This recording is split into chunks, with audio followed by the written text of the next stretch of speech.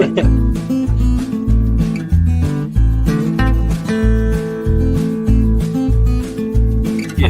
right.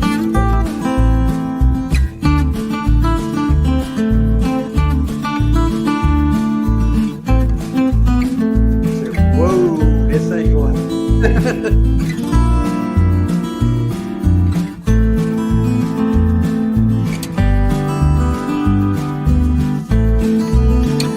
Be down the side. And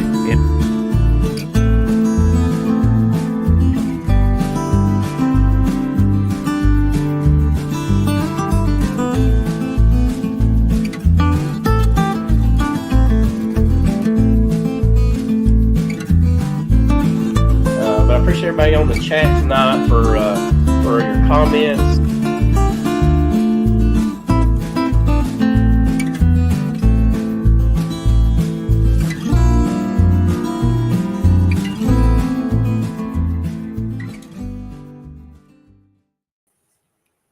Hello, everybody. Welcome to the Bee Connection. And our host here is Mr. Spanky. He's doing all the talking tonight. Take it away, How about Spanky. Take it away, Spanky. We're just gonna sit here. We're just hanging in the background. It'll be a short stream tonight then. So how's everybody? It's been rainy since middle of last night. It started raining. It hasn't stopped yet. How about you, Spanky? It started today, and they're saying that it'll be doing it tomorrow as well. So it'll either be warm rain or cold rain. I don't know where it's coming from, Yeah. but it was warm the other day, and I saw a few bees flying. Mm-hmm. So I get an idea on some of my colonies. Yeah. You know, it was today with that rain that we had here. It sounds kind of weird. You ever get that rain where it almost smells like spring, or it smells like fresh air almost, kind of, it's kind of tough to describe, but I kind of got that feeling today. And partly it could be a little bit in my head just by the simple fact that, it's been extremely cold. I mean, throughout most of the country and, here in the Midwest, and honestly, even as far down south as, Lee and all those guys, right? So when you get some air that's not extremely cold or something that's not snow, it feels a little different, I guess. And that's kind of where I'm at. But Yeah, I worry about a false spring popping up and then it getting cold again. Yeah.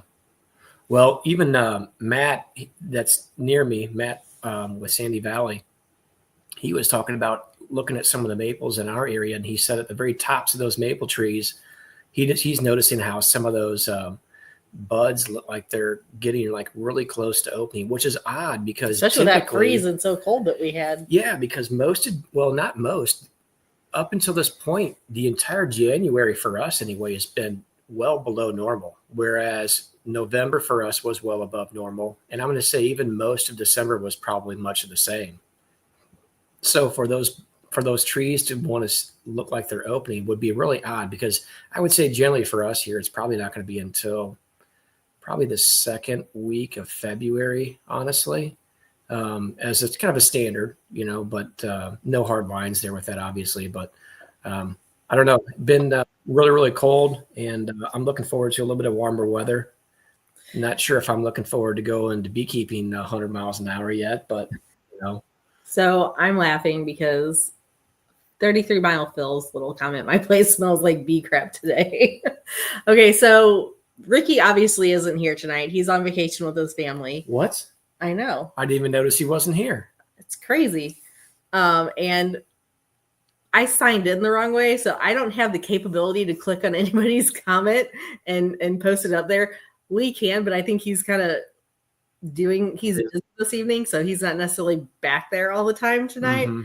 So there'll probably be limited comments up on the screen tonight, but yeah, Lee or Spanky, I can't believe they stripped he stripped my ability to play around with the chat. I mean, probably a wise choice, but well, it's good to let people know in case you post a link publicly And if they don't say nothing and they hop in and Lee's on a call, Yeah. you know, nobody will know they're back there until Lee gets done. That's right. Yeah, I'm not on that side of it. Yeah, Tom actually was able to get into our bees yesterday a little bit. Yeah, actually Did a lot some, of it. what did you do? Some OA and then some putting some fondant on some of them. We haven't used any of Matt's fondant yet because I spent the day yesterday weighing out all the fondant that Matt gave us and putting it into Ziploc bags. That was a sticky job, let me tell you. Okay, I got some But, lost up here. Oh, Or JW can't get in here either. but anyway, so Tom was able to go through and get some OA done and get some fondant. He said for the most part they still look pretty good. There was 1 yard that was really small nucs that he said some of those didn't make it, but you know, other than that, everything looked good. Have you been able to get into your bees yet lately, Spanky? I have necropolis still. Yeah. Back cold again. Yeah, it was like almost, was it 50 yesterday? Tom can't do two things. I'm sorry, at one I can't time. do things at once. I'm trying to figure out Don't know why. I'm trying to figure out a couple links here. Don't know why I bothered trying to ask him a question while he's I'm trying his own. I'm trying to get my one of my buddies in here. Is it your best buddy? Well, I don't know. He used to be my best buddy, but I'm not sure if he's my best buddy anymore. He got a little mouthy with me once, Spanky, and I'm not sure if we're friends or not. But we'll see. We'll let him come in and we'll figure it out. Carry on the commentary. Carry on the commentary. So, have you done anything interesting this week? Spanky? Not too much. Yeah, I've been having to lay down. My eyes get tired on me. Yeah. We went to, let's see, what was it? Last Thursday, we did a TV spot to promote the EMBA's workshop coming up that I'm sure none of you have ever heard about. And then we... Oh, really? Please do tell the people, those fine folks here in the audience, what that's all about. JW is not in here to tell us, hey, quit the politicking, right? And then Monday we did a live podcast to promote it. And then today we did another radio spot with the local NPR radio station here in St. Louis. So there was an interesting thing. Hold on a second. He starts telling you something and then he looks at his phone. So now he can't focus on two things. You can still chat during the meeting. Okay, so look, today we went to go do this radio show, right, Spanky? And I was being a little bit reluctant. I really didn't want to go in. I was a little bit scared, honestly, is what it was. Shy, were you? I was being shy. Okay? Timid? Being timid, being shy. And, I just didn't want to do it. But there is a picture that I heard is floating around with me after I told Melissa no. Oh, great.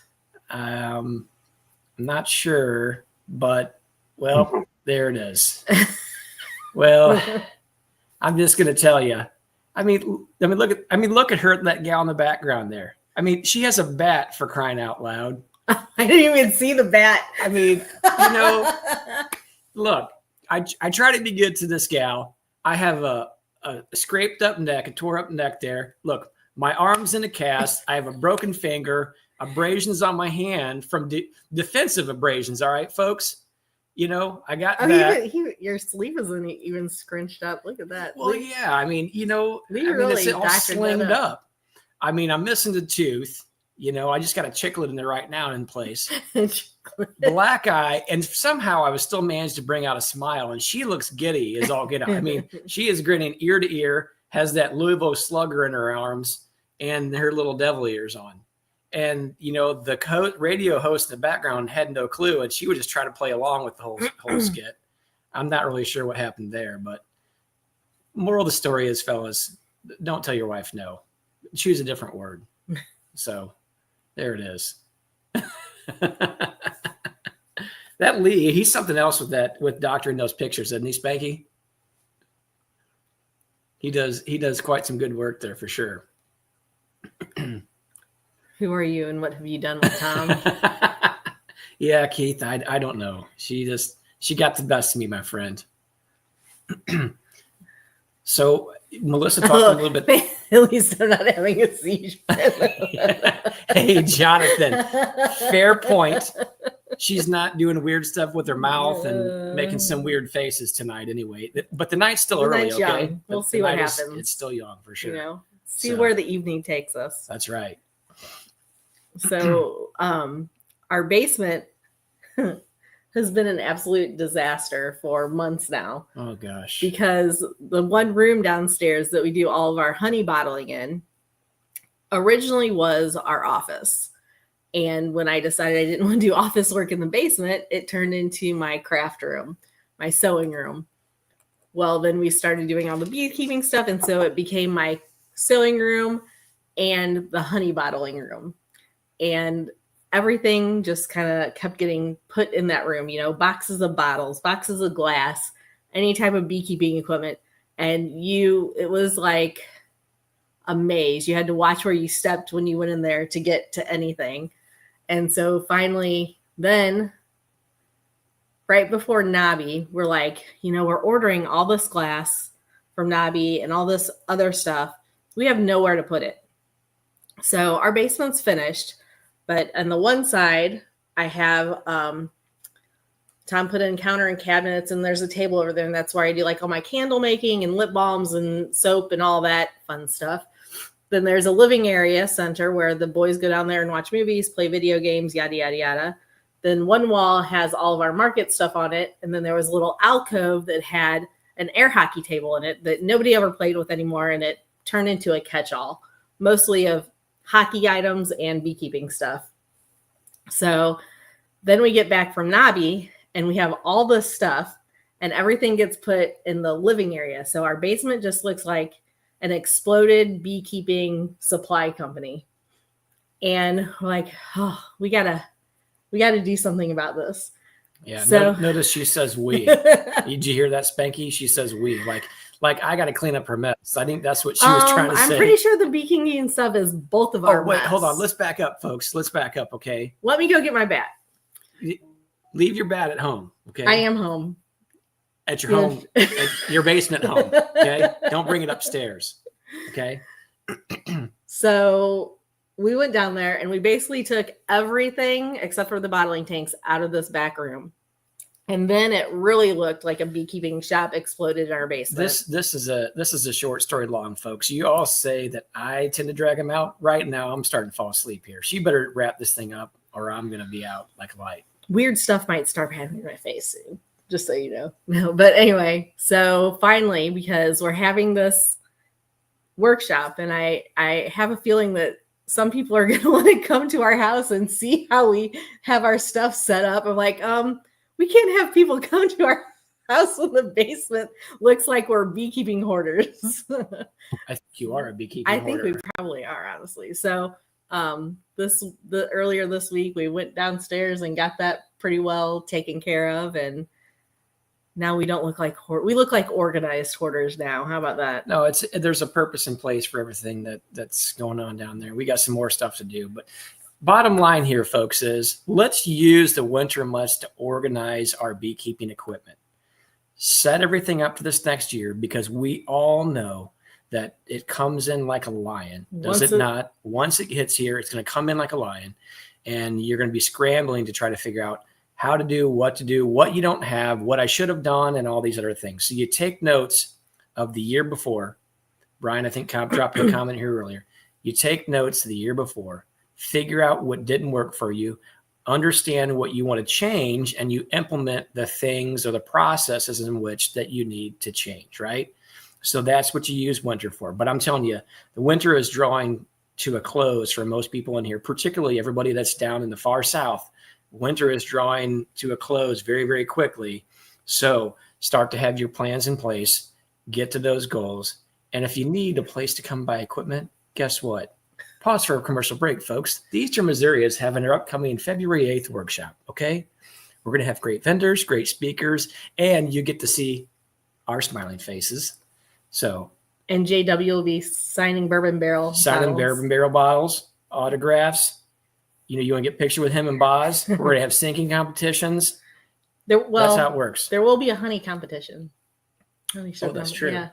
Maybe we can get JW to enter into some of those honey show competitions.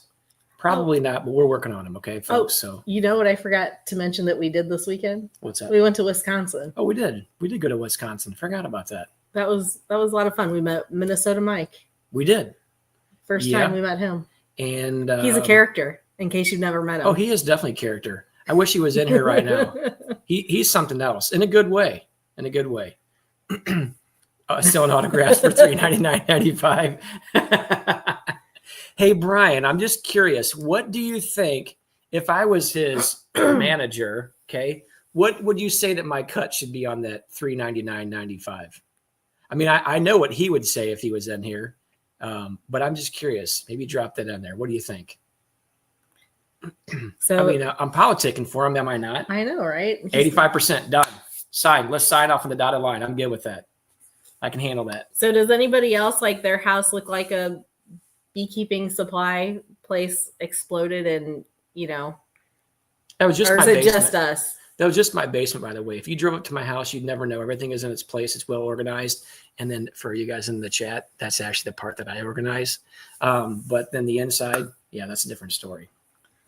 Now that everything kind of has a place downstairs and companies have been sending us items for the bags for the conference, I've got like an entire area rug just full of flyers, catalogs, wax pellets. There's some really cool anything vendors. you can imagine beekeeping wise is in my basement. Ladies and gentlemen, Matt and Sandy. Matt and Sandy. Matt and Sandy. Representing the Flower Street Farm. With his Flower Street Farm shirt on. Gotta wear my merch. You're Matt, supposed to have an email account as your name, just making sure in case you don't want that public. I may have to go. This is the first time, a little bit different this way. Yeah, I know. It came through different for us too today, Matt. Only because I can't see if anybody's in the background. So like if you're in the background or somebody's back there, I can't see it right now. So yeah, usually we can. Lee's kind of in the background. I think he had some other stuff going on too. So okay. I can't pull any comments or throw any comments down. I can't do any of that. So we have very low control. We can't put the link up either until Lee has time to put the link up. It's funny because Tom can't do two things at once, just like me. I know, right? You see me put my head down, and all I was doing was texting you and JW trying to get this thing figured out here. I'm not really sure. I think I'm going to blame it on Melissa, Matt. That's what I'm going to do. There you go. It's her fault. Whatever. It's her fault. Vincent says, I had beekeeping equipment in every room in my house. I had to buy a shed. I've already threatened the boys if they move out, they won't be able to move back in because their room will be overcome with beekeeping stuff. So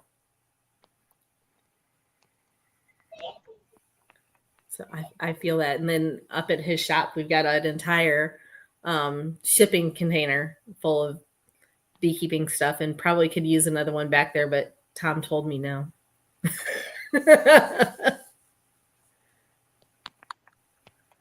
Oh, Matt. Philip says you must be expecting a drawing tonight. You're wearing a lucky shirt. I'm always expecting that, yes. Did you say Philip? It's Phil. It's Phil. Phil. I did say Philip. I'm God. sorry. Phil, you know what? I'm sorry, bud. I full named you. I apologize. It's Phil. Get it right. Okay. What did Jonathan? We ousted him. We're like, he's kind of a jerk. No, just kidding. Ricky is in Mexico, Cabo. He was heavy, with his family. Mm-hmm. Yeah, he sent back some pictures today of him on the beach and stuff, and I told him to quit it or I was not going to be his friend anymore. Looky there. Ladies and gentlemen, the one, the only, the man, myth, legend, J.W. Irwin. Well, I just beat JW in. There he is. It looks like he's down south because I see citrus trees or orange tree right behind him. I think he's been fishing. He looks sunburned. I think you're right. He has been, I think, out fishing or doing something. Why is it still sunny where you are, JW? Are you in, Where are you at? Brian, you did win that gift card. What are you going to buy with that? Inquiring minds want to know. What did he get? Brian won the Hilco gift card. Oh yeah. That's right. Yep. Yeah. I can tell you that John will be there himself. When we were in Wisconsin over the weekend, we had the opportunity to go. Long story, but I'll do the short and condensed version. Sure, he will. It will. We had the opportunity. We went up to Wisconsin. It was just a suburb of Milwaukee, a place called Waukesha, put on by a couple of guys, and they honestly did a really, really good job. Honestly, it was called the Midwest Honeybee Expo. Actually, let's see. It was. Give me 1 second. I'll tell you. JW got deported somewhere with citrus trees. Doug Coulterman. That is because I argued with him a little bit last night. Now he's putting out propaganda on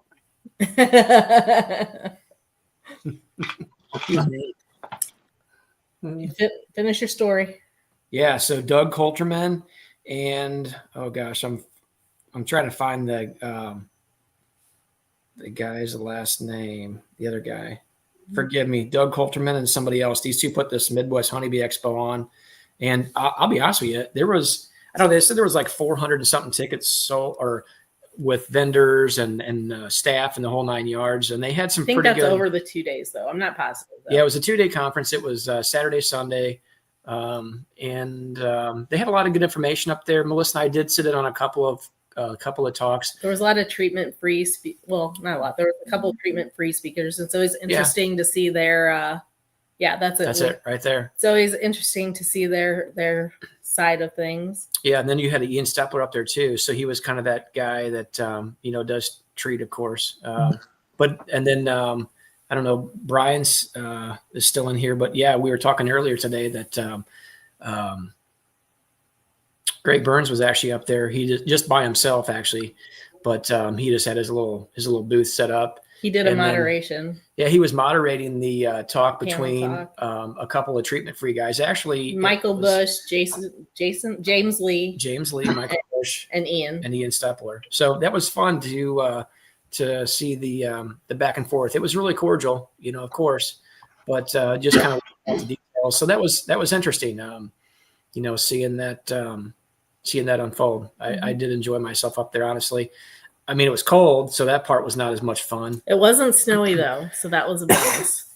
Yeah. I think it snowed a couple days before that because there was a couple inches of snow on the ground, but we actually had more snow here in St. Louis than the suburbs of Milwaukee had up there, which is mind-blowing to me. But us going there was a last-minute decision. Yeah. We got offered some tickets, and then we found a company through Summers, Dawn and Chris Summers, that they'll package your honey into honey straws for you. And that was like 20 miles from where the conference was being held. Yeah, it's pretty close. So basically going up there saved us shipping, which basically paid for our gas going up and down. A company called Honey Acres that's up in Wisconsin. I don't remember the suburb that it was in, but yeah. It was neat though. I noticed those honey straws sure sell good, at markets, even just kids, and it's like almost like a no-brainer. It seems like they're faster to pick those up and automatic, and then hopefully that lures in a little bit. You're not trying to sell honey sticks, but yeah, they do sell well, so I think that's definitely worth the investment. They take a minute because we have a straw machine that spins, but it still takes. It's labor intensive, so this will kind of take that out of it. Yeah, absolutely. JW, have you been in your bees this week? The last 2 days, I just don't run around the country gallivanting and politics. Oh, please! I'm in my bees. Hey, I'm just curious. What are you doing tomorrow and Saturday? I'm going fishing. Oh, really? So you're gonna go around the country? No, I'm lying. No, I've been in. I even looked in my out yard. You can believe this or not. I know it's ridiculous. As of today, with my 34 hives there at the house, which you've been to, and my 20 at the out yard, I'm 100%. Oh wow. I don't have one dead out. Nice. Knock on Find wood. some wood. Find some wood. Knock on wood. How about you, Matt? You been in your bees? Yeah. Yep. I've cruised through we have 4 yards right now, and just looking to add 2 more next year. I think it's going to be about as much as I can handle. But out of these 4, and they vary in size, our largest has 45 hives.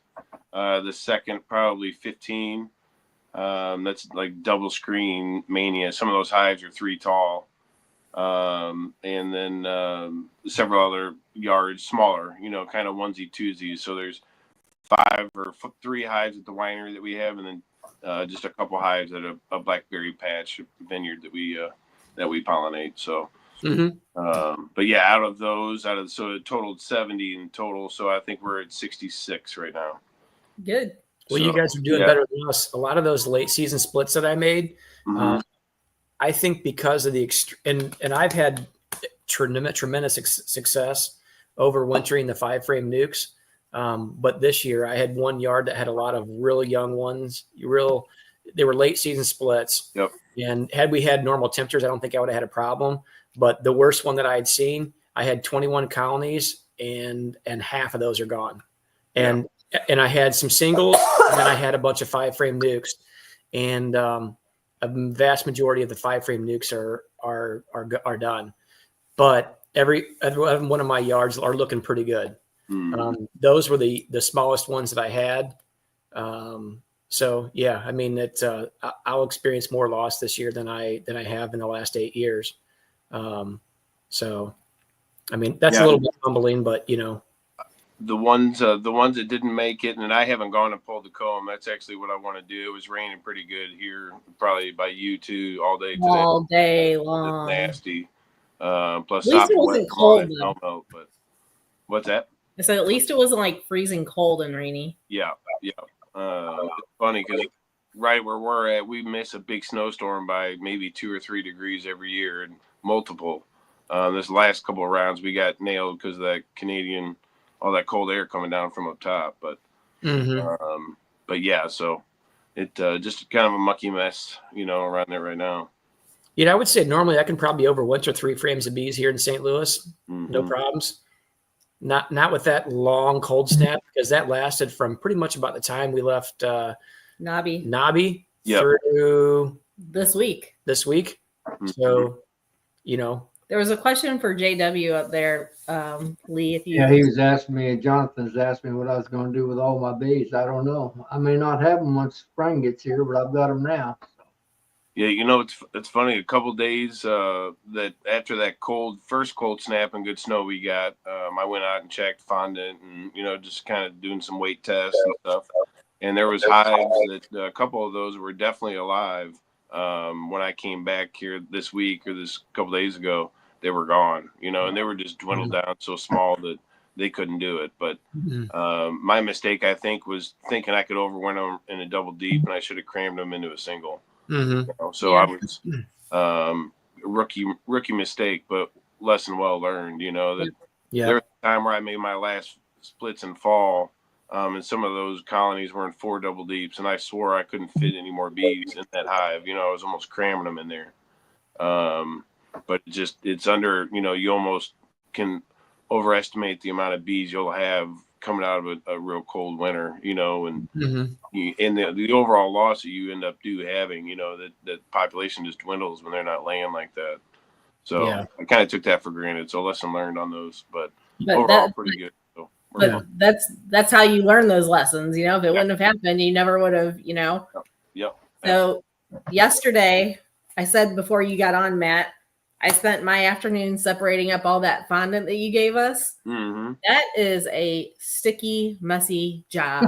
It's one thing. There's goodness. One thing that I've noticed, because I have been making it in bulk. So if I leave it in the pan state, kind of in the same state that you have, or that you guys got in those bigger portions like that, it's almost like the kind of like creamed honey in the sense that it'll keep temperature for a certain amount of time, but after so much time, it'll want to start I don't know, going back to that natural sucrose honey state, before it's ever whipped and when it's cooled. That's almost exactly what it's like, is basically sugar honey. So Consistency is almost identical. So I put them in. Unless if you got some that he didn't put any of the Ivalive or the Apis in, it's just like fair taffy. Yeah.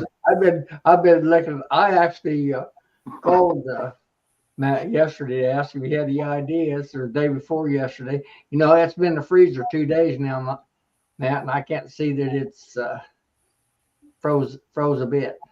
Really? Okay. Yep. I don't know that will freeze. It's almost just like honey. It really is. It's just maybe it won't. I maybe not be able to get it in a solid state. I'm gonna have to do what Melissa done, but I had it sticking to my hands, and oh yeah, I was licking off one hand and trying to move it with the other. But it was good. I probably ate it, maybe half a pound. Straight sugar, of course it was good. Oh my yeah. So we got Tom counted how many bags are over there? They're all sitting on our table right now, nice and flat, so it all kind of spreads out. Yep. But I separated them into 2 pound. They're I'm just gonna put about gallon size bags. Oh, okay. So each one is 2 pounds, and I think there's like 20 something of them over there. Okay. JW, there was a comment that was just highlighted there. You might want to address. Yeah, I see him. What can I say, Brian? Good to see you, old buddy. I love you too. There it is. There you got it, Brian. You got the validation. I was thinking about running down south for a couple of days, but I decided otherwise. I AOV'd all my 2 yards there to my main farm, Tom. I went through them today in the rain. Well, you guys were laying on the couch, I guess. Hey, we were downtown in the city. Yeah, we were politicking today on the radio. If you'd have been listening in, you could have heard us politicking on the radio. I think I've seen about 3 different posts on the YT. We had a 25-minute segment. Can you believe they let me spend 25 minutes on air? I can't believe that's all it took. Yeah, look at this picture. Zoom in on that, Lee. This was a rough day. I told Melissa no this morning, JW, and look what happened to me. I see that. I mean, but look at her in the background. I see that also. I'm telling you. I'm not sure about those women. What do you think, JW? That can be ruthless. I know. I got to be careful. Yeah. Hopefully yours doesn't come from behind you and crash through those boxes. Yeah, I know. Yeah. Oh man, we missed it. The replay of our thing earlier.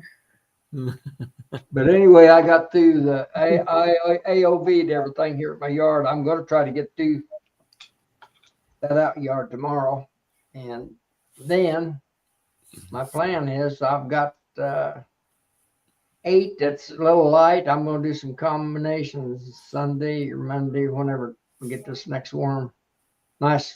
I'm supposed to get up to 60s around here over the weekend, late weekend. So I'm planning on digging into them. I've been reluctant to dig into them. I've checked them. They all got, I got candy boards on everything, and I've checked them, and they've all got feeds. So, you talk about it, Matt. I've got them intentionally. I've got them everything from single deep 10 frames to 3 deep nucs. I've got them in every. Tom can tell you this. He's been out there. I've got them in every known configuration just to see what worked the best. And so far, I can't tell a big difference in any of them.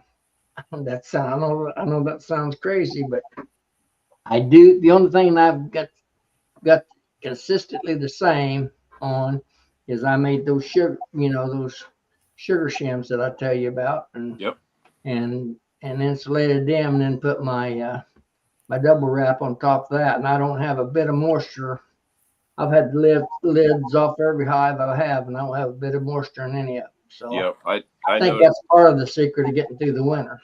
Yep, I noticed the same thing, and that was my biggest hang up, really going into my first season's winter was, wow, how are these bees going to keep warm enough? I know how cold it gets. If I can't go stand out on the front porch with a coat on in 5 minutes and stay warm, how are they going to keep themselves warm? And thinking that I had to do this, that, and the other, but I didn't insulate. I didn't do anything that year for whatever reason, but probably a multitude of reasons, but lost half of it, so 50%.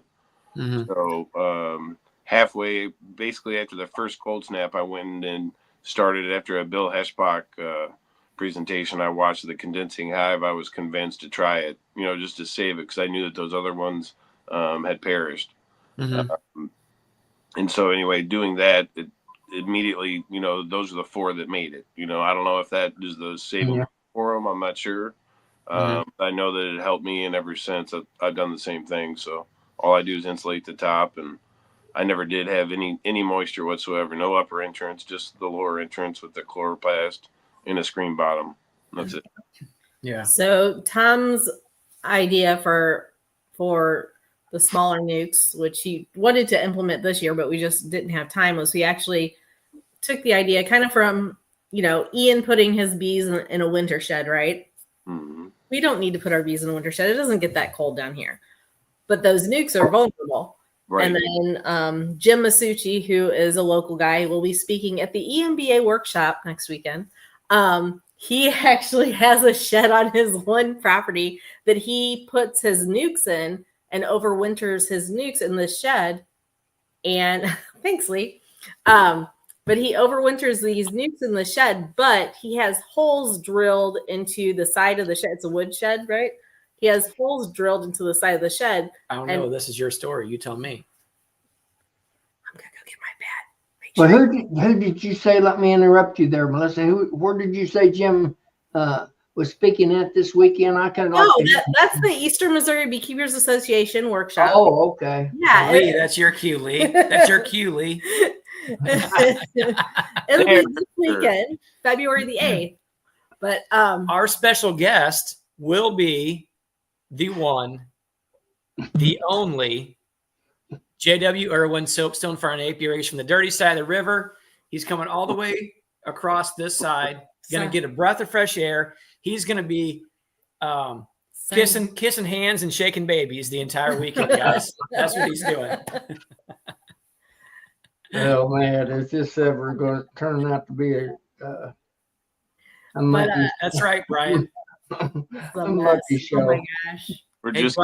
Brian, I've got my big spoon out in my pot, buddy. We're just getting started. That's right. Maggie, I wish you'd come in here and help me a little bit, buddy. Here, I need help. I'm drowning in BS over here. Well, if you come to this side of the river, it's a lot cleaner, right, Matt? It is a lot less marshy and floodplain and all that flat stuff. Yep. No nonsense over here. Yeah, we have no feature. We have some definite good scenery around here. Definitely. Can I finish my story now? I'm sorry. We'll let her finish the story. Go ahead. No, but so Jim has the shed that he overwinters his nukes in. I don't know that all of his nukes go in there, but quite a few of them. And he butts them up against the wall, but he has holes drilled into the wall. So at where the nukes entrance is, so they can go in and out and make finish the story. I'm getting bored with this already. do cleansing flights throughout the winter, but they're all in the shed, so they're using each other's heat and staying warmer, so they're not working as hard. Right. So anyway, Tom was going to try to adopt that. He's got the shed. He just didn't have time to set it all up. Is the shed flooded, or is it like an old wooden barn, kind of just more of a windbreak? I mean, it's just like I think it's like an 8-foot by maybe 12 or 14-foot long shed with just a straight gable roof on it. Nothing fancy, just typical, small shed. Yeah. He didn't insulate or anything like that. So it's funny. So a couple of those hives that didn't make it at that 45-yard, one of basically 2 of the 4, I believe was a late fall swarm that I saw, and it just like went on to kind of a nearby bush, and I just came down to the yard. It was like a suicide swarm late in the year, and I had put it in. I built an observation hive and put it in the breezeway, and I've kept towels over it. I put a jar feeder up there and put some fondant up there, and I haven't even looked at them, but I've kept a towel over them. And those little turkeys are still alive. I have no idea how big they are or anything like that, because I do really just try to keep them covered. I don't know. I guess it was my way of trying to save them because I knew they had no other shot. And the only other thing I was thinking was a double screen board. But back to the smaller nukes possibly not making it. I think a double screen board, some of the strongest little Dickens that I have, especially over at Crest Farm, those triple stacks of double screen boards. Some of those up on top, those queens were mated. Well, they hatched in the incubator August 28th. So I just wanted to do a real late last round of grafting because I knew it would be the last time. Way past the last time. How could they possibly get mated well? We were definitely seeing still a lot of drones in the colony, so that's really the only reason I even attempted it. Yeah. But they must have made it well enough to at least made it through winter. But some of those are really strong. So I haven't opened them, but I can tell just how they look when I pop the tops of the feeder shim underneath the reflectics and the insulation. They're going to be ripping here if we get any kind of a little pollen flow for sure. Oh. They're like little fresh engines, And, Well, and you had a video that you showed me And they're earlier. just starting to rev up too. You had a video that you sent to me a little bit earlier here too, showing what you had coming into that tree cavity hive that you had acquired, which was white pollen.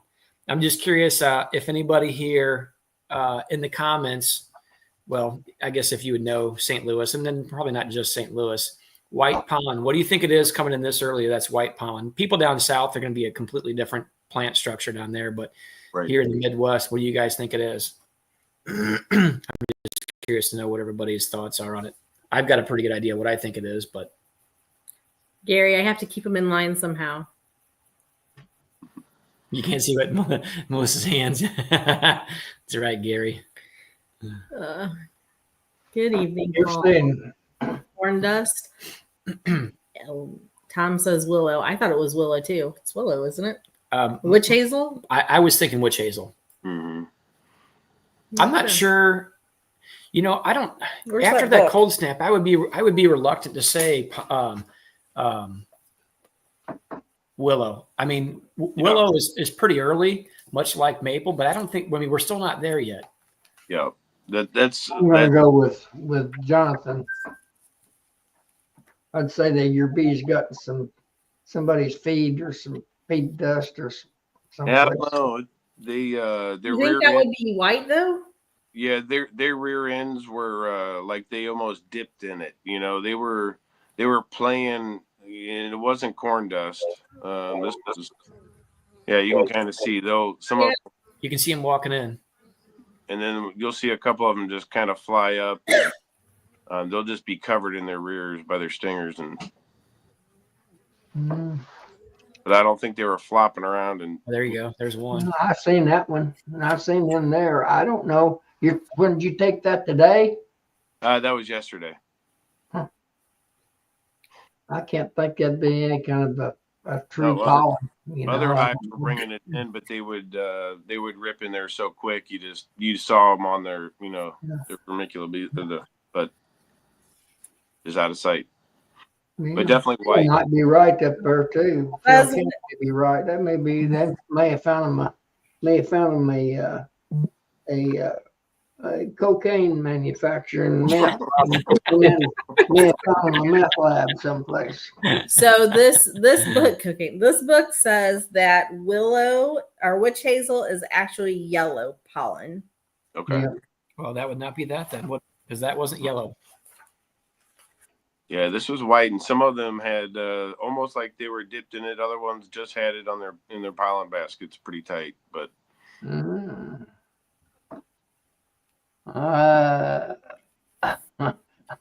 in an argumentative mood tonight, or have been the last. I do know. Feed dust someplace. No, it's not. It's witch hazel. You're not changing my mind. Okay, you hear me, old fella? It ain't what you're saying. I'll argue with you. There is an Ozark witch hazel that is pretty close to being in bloom, and really the only reason I know that is just from talking with the master gardener and the leader out there at Crest Farms, the garden preserve that I have at. They have he actually walked me around, and I was telling him about the different pollen sources and kind of picking his brain, because it would be such a great. He actually has a website, and he mentioned it to me, but I didn't write it down, so I'll have to ask him again. But he mentioned that Ozark witch hazel that was getting ready to be in bloom, and he showed it to me. You would never even think it would be a pollen producer, but. So here's something called Sakurakoa Hucarania Sweet Box. I don't know, but it has a creamy white. This one right here has a creamy white pollen. It was definitely a creamy white, whatever. Probably can't read that. Yeah, it's too small. It was it's hard to say for sure, but the good news is they were out trying to source something. So when the good stuff does come, I think they'll find it. It's a deciduous evergreen, low growing shrub. But I do recommend this book to look up plants. It's really good. They haven't got any feed in them. That book have any feed sources? Any chicken feed or hog feed or cow feed or? So the book's no good though. Or Frito-Lay chips. No, Frito-Lay chips. So the topic of the night is supposed to be spring bee management. So maybe we should touch on that, since that's supposed to be the topic. Yeah. So Spanky, since you're so talkative this evening, what are you doing to prep for spring right now? I'm waiting on it. That's waiting on it. You can't rush it. Yeah, it'll be here before we know it. Got some bait boxes out there. I'll start baiting them before April comes around. Try to catch some swarms. And then we'll just see who comes out a winner and who doesn't, and go from there. What do you use to bait your swarm boxes? I've tried a variety of stuff, but lemongrass seems to catch them pretty good around here. Now, do you paint your swarm boxes a specific color? Like, I've heard different people say that different colors seem to attract swarms better than others for whatever reason. It's just whatever hive was a dead out. Okay. Yeah. I typically get a few that come to the yard. How about you, Matt? What are you doing to prep for spring? Really just we're going to definitely be selling some nucs, so making splits, and really just trying to thin them down. Probably my production colonies. I'm thinking that was one question I wanted to bring up tonight on spring management is what you guys feel would be the perfect amount of brood, and given any given hive that's healthy and growing it. Let's say a month before the flow, at split time, what do you think you would want to leave behind? But that's basically what we're going to do. Basically split off our production colonies, and we're definitely going to be growing this season. But I want to do it earlier in the season than try to do anything later. I feel like you end up feeding those turkeys a lot more than letting them, develop that brood nest with natural honeys and pulling off their excess if they do give you any, but just growing them through the year through the flow, and then maybe getting them heavy if needs be before winter. But just trying to be really intentional again, and just take it as it comes, and be aware of what the bees are telling me that they need at what time, but try not to get behind, which is a lot easier said than done. But that's the truth right there, isn't it? When we make our splits, what are we leaving behind when we make our splits? What am I leaving behind? Yeah. Well, it probably depends on the time, but I want to see, let's see if I guess last year, let me think about this for a second. We tried to do some splits really early and they didn't really pan out very well for us. So I'm not going to try that again, but I would say usually by the beginning of April, I can make a lot of splits from there, because those colonies are really growing pretty quickly on average. April 1st last year for us. And we split for two different reasons. We split to make increase, so building nucs, and we split for swarm prevention. Yeah. So there's two different reasons that we do splits. I would want to see at least 4 good solid frames of brood left in there if I'm going to get honey production out of them. Yeah. Because really, by the time you start getting into, I'm going to say about the third week of April, that's when our nectar really starts flowing well. We get into our quote unquote flow, I guess. So that would put us about 3 weeks, 3 weeks away from that. So if I have 4 solid frames of brood left in there, I can still grab a really good, keep them from swarming for one, and also, take off excess so that they don't swarm before that hits, right? Because, we've always talked about this before. Once the bees start getting into their main nectar flow, the swarming impulse really seems to subside a little bit. Now, that's not entirely true like all the way, but by and large, I would say I don't notice as much of that swarm impulse hitting as much. It seems to settle down. Busy. So if I can make it to that point and really have the bees peak in numbers, I don't know, anywhere a little bit after the main nectar flow starts coming, maybe for me around May 1st, because usually by the third week, we can start to really see it hitting pretty hard.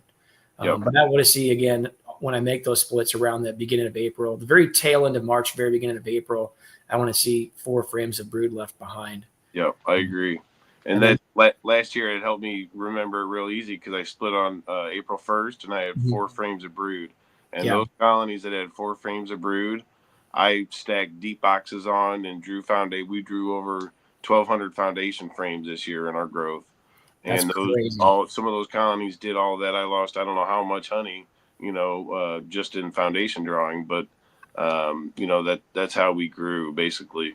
So I think 4 frames of brood for me is my goal April 1st. Yeah. Michael Buck brings up a good comment here. Says, don't try and jump the gun on splits. Here in South Carolina, we're always a cold spell before spring is really sprung. Yep. Michael, we have the exact same thing here. Yep. Timing's probably a little bit different from you to us here in the St. Louis area. But all in all, I would say that's good advice. Ever since we started beekeeping, I'm always trying something new, and it may go against things for whatever reason, but I just want to see what can happen. Last year, I had made, I think it was about 13 splits. 13 or 14 with mated queens. I had tagged onto a load of queens that came up here from East Texas. A friend of mine brought them up, and he's a well-seasoned beekeeper and actually a 20-year researcher. So he's a really solid guy.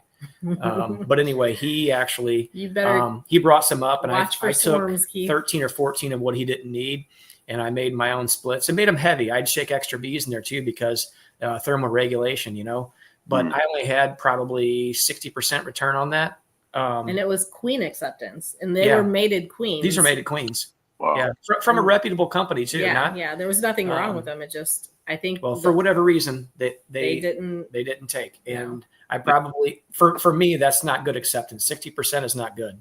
Yeah. If they didn't take well, they probably weren't mated very well and the bees knew it, It's possible. Maybe they didn't get to mate long enough. Again, I would say that it was a reputable company, but if you ever listen to Bob Benny talk about it, and he'll be open about it, saying you shouldn't try to get those first rounds of queens that come out of the South. Depending on the timing, he always looks back and to see what the weather was in that area at the time that those queens that he would potentially be getting when they're supposed to mate, because that can be key. If there's 1 week's worth of rain and they can't get out, that's going to be a problem, less flight time, those queens aren't going to fly in any kind of inclement weather. And I'd say if, particularly not just the queens, drones won't fly in any kind of bad weather either. They'll stay in the colony. They'll stay in the colony on the couch watching soap operas with Boz singing songs, They'll hang back. So Clay had a question up above about pollen patties and when to put them on. So we don't put pollen pad. Well, first off, we don't put pollen patties on just to put pollen patties on. We put pollen patties on when we first. Sorry for this commercial break. This is some good stuff, actually. We got some this weekend in Wisconsin. What is it? Don't just show people the can and not tell them what it is. Oh, they can read it. What? This is the berry flavor. I like this one right here.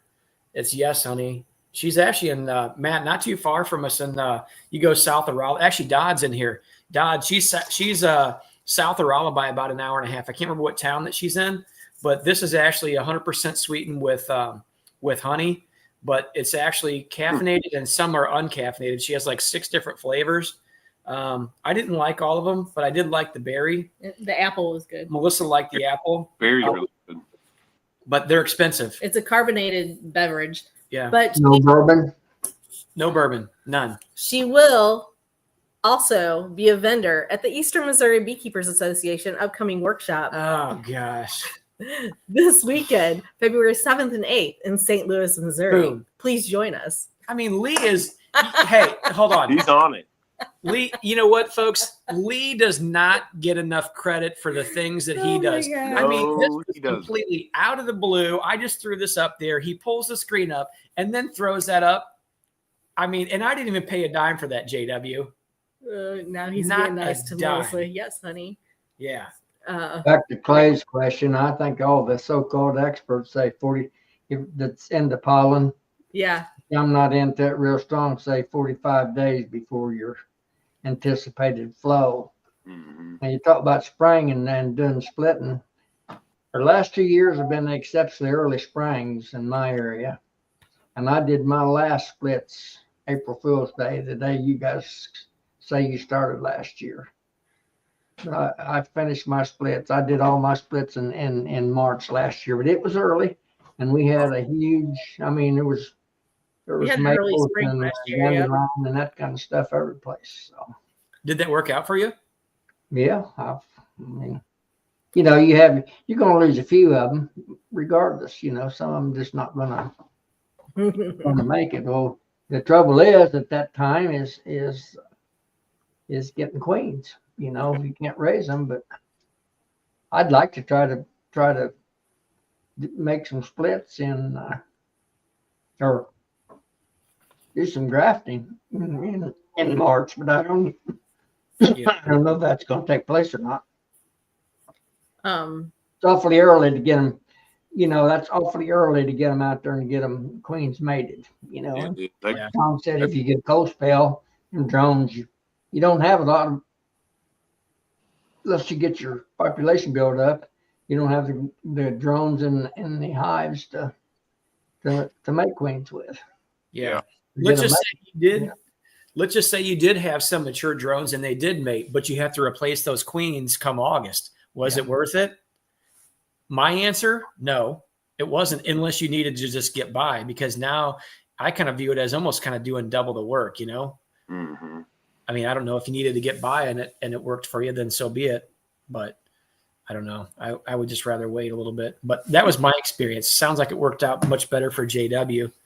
I felt like the more babysitting I had to do was splits taken later and later in the season, Yeah. So if they were taken early, they pretty much built up to a point to where they pretty much just maintained themselves, Yeah. The rest of them I would just have to feed because it was after the flow, and the only way they'd built up if I just put it to them, So I feel like personally, I view late splits about like the late swarms. mhm. I wouldn't split after. I personally won't split after about the 15th of January. Yeah. Then you get into that hot weather. It just don't seem to work out for me anyway. Yeah. There's a lot more competition. Experience. A lot of dragonflies and things like that have all matured and they're looking for a meal. Yeah. I feel like we do pollen patties when we first see natural pollen coming in. And then we don't put it on just to put it on for growth. We put it on to span those rainy stretches when the bees can't go out and get any pollen, because once the natural pollen starts coming in, that queen's going to start to brood up and start laying and all that. And we don't want her, because if the resources aren't coming in, she's going to stop laying. So we want to keep those resources available so she continues to create that cluster. I would also say, if you're going to stimulate that brood production, you better be very, very cautious and start to chase that colony with the feed hose too, because if you don't, when we say dearth on here, most time when you say dearth, most people think about nectar, but equally as important is pollen. So if you're, here she is, folks, the lady of the hour. Had Miss to Alicia. check up on Matt. There she is. Make sure It's he's the behaving. queen bee. I need my chair. Hey, look, folks, it's Matt's boss. Yeah. He's my employee.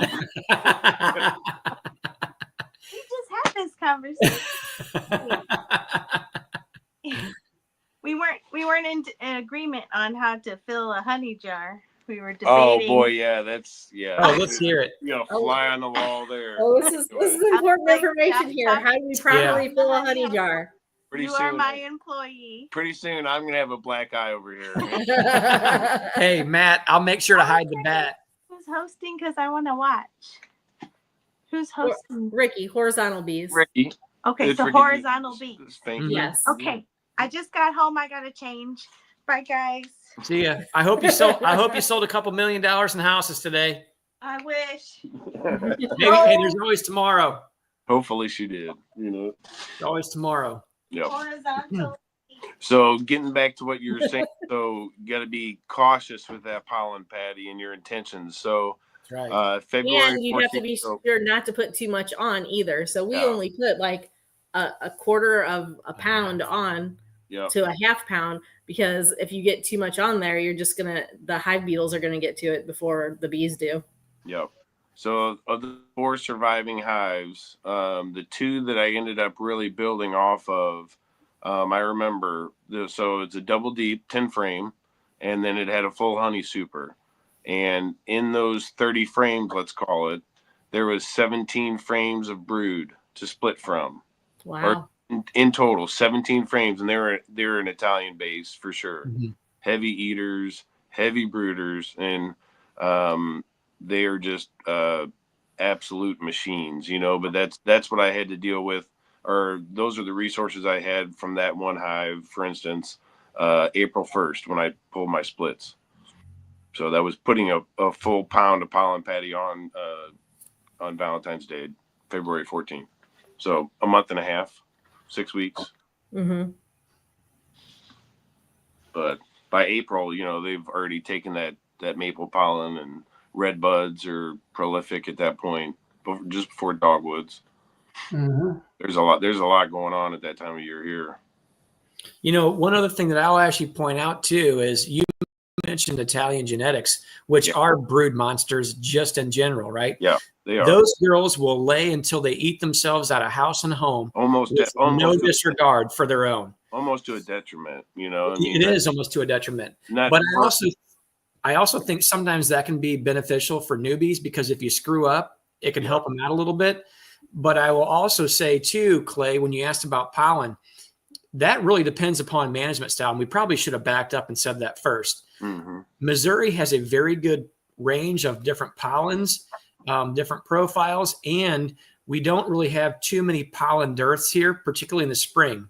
But I'll put it like this. What I would say is, if you are managing for honey production, I wouldn't, in an area like ours, I wouldn't use that. But Matt and myself, and even JW, often we actually will put pollen on and supplement just a little bit, because we're all making splits. So we don't mind having more brood than we need in the early spring, so that we can get more brood than what we need to make splits. And then they'll, continue to brood up, so we can actually then still gain a honey crop off it. But if you are just managing honeybee colonies just for honey production, know your area, know what's coming in, get a notebook paper and write down when you see pollens coming in. Like if you're seeing 75, 80% of the bees coming back have pollen, there is a heavy flow going on. And the pollen really, again, in our area, wouldn't be necessary. So you have to be cautious. You brood them up too fast and too heavy, and they all split the coop. Now you're in a bad position. So understand that if you don't want to make any splits or any increase, you may not want to work that same method. You don't want to overstimulate them. So I'll just preface it with that. Mm-hmm. I've got a pollen source. I don't think you guys get much over in Missouri in those hills. I've got hundreds of acres of henbit, comes out. Oh yeah, we get them. Oh yeah.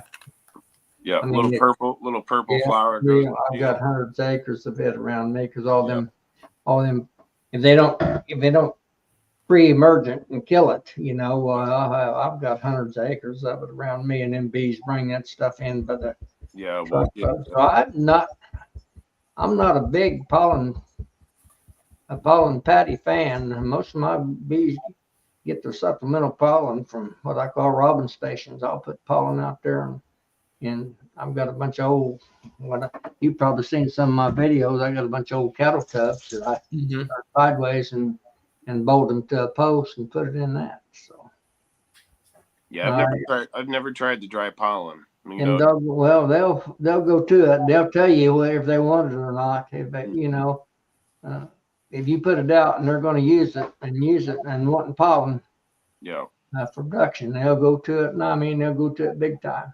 Yeah. Yeah. The only time that we use dry pollen is when our bees in our own home yard are bothering our neighbors' bird feeders. And I start getting phone calls. Hey, can you do something about the bees all in my feeders? So I'll get some pans and I'll put them out on our deck and to kind of draw the bees to that. And they will devour that pollen in no time. Yeah. I've always told the neighbors when they're complaining about the bees and their bee feeders, I'm like, just put dollar bills up there. I mean, they're just panhandling, for crying out loud. Give them a little something, Yeah. Right? Just try and get a little something there.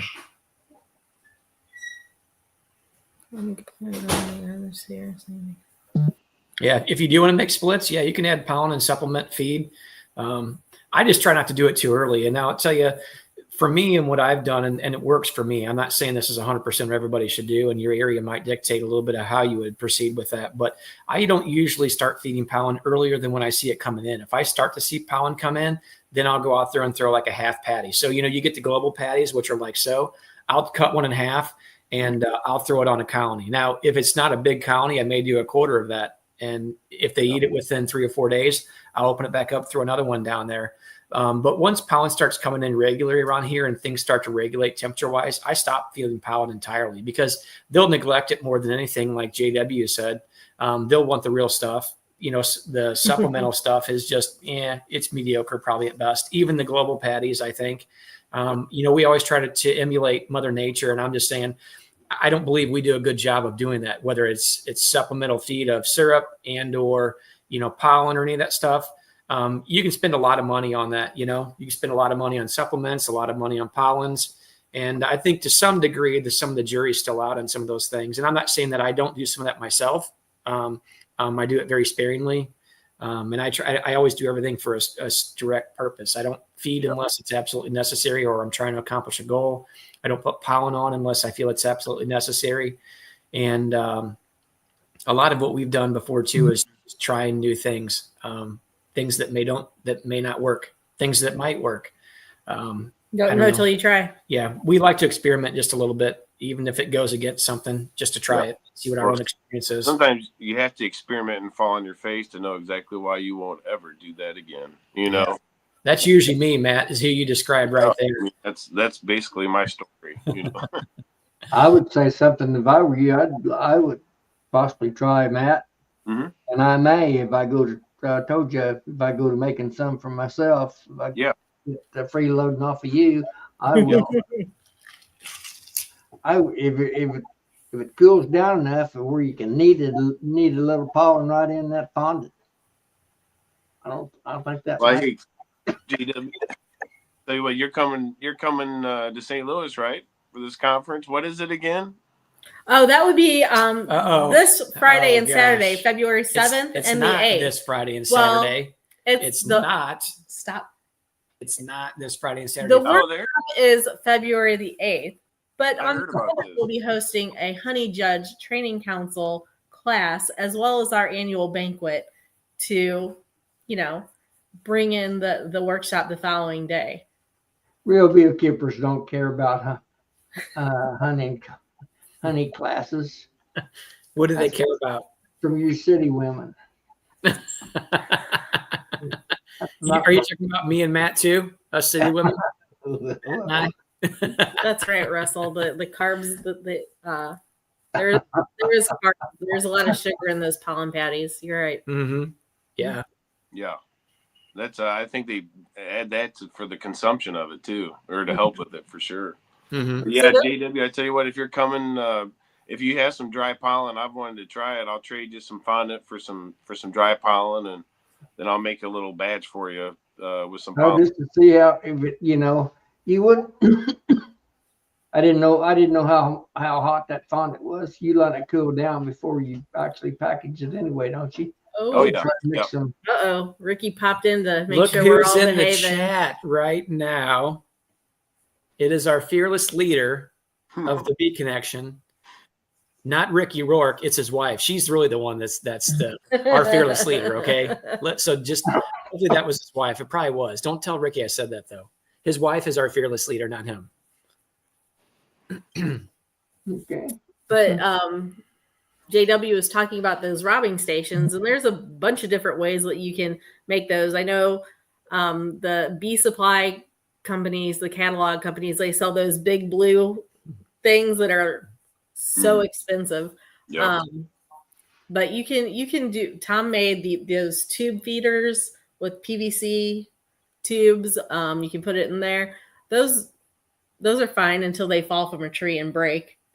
And then the other way is to just use an empty hive body or nuke box and fill that with pollen sub, and then the bees can kind of go in and out, and it keeps it dry and whatnot. So If they're we're really working it, you won't have to worry about keeping it dry because I'll go through it about fast you can put it out there. yeah.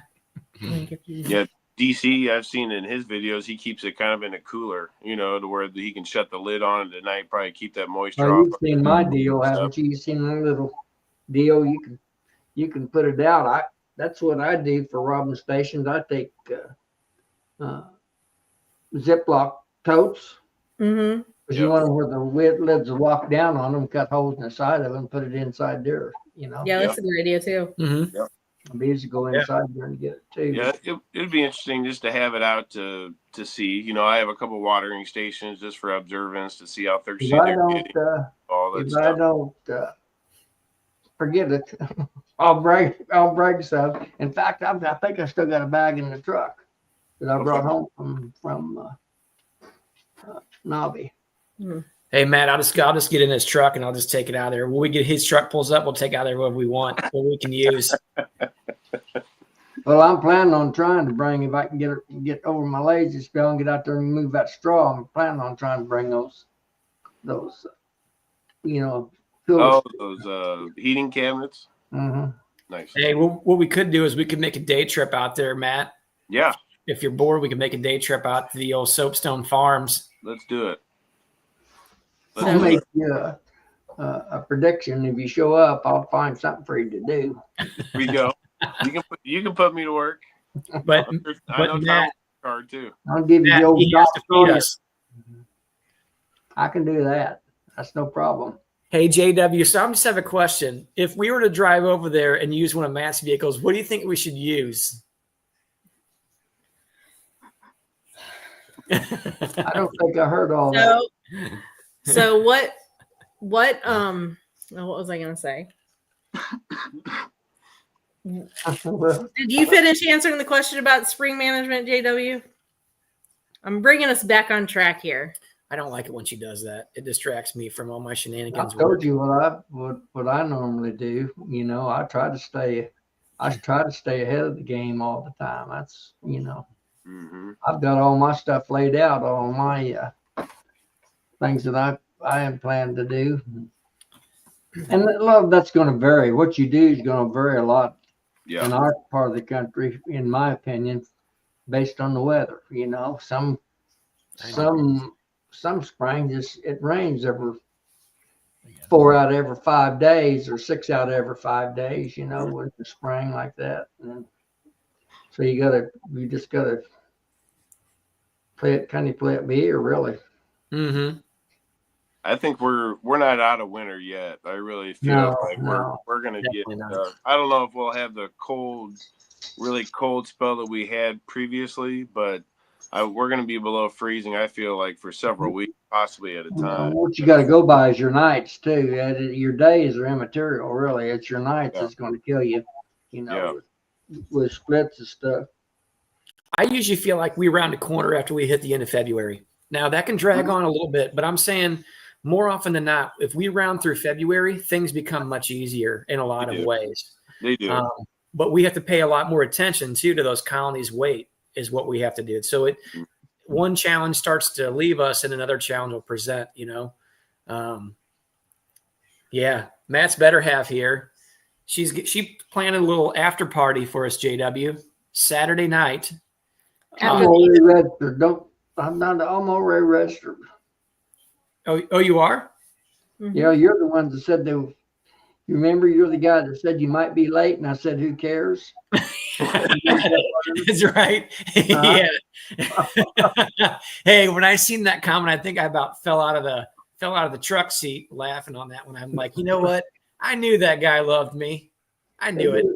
They do so much blowhard politicking, Matt, that they don't remember what to say. I know it. Well, What's going on? What can I say? I just love people. Okay. This community in particular, we got a great community here of people. you got All the that right. folks in the chat, everybody right in here now.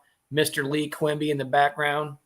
So, bringing us back again, what do we do to prepare for spring management?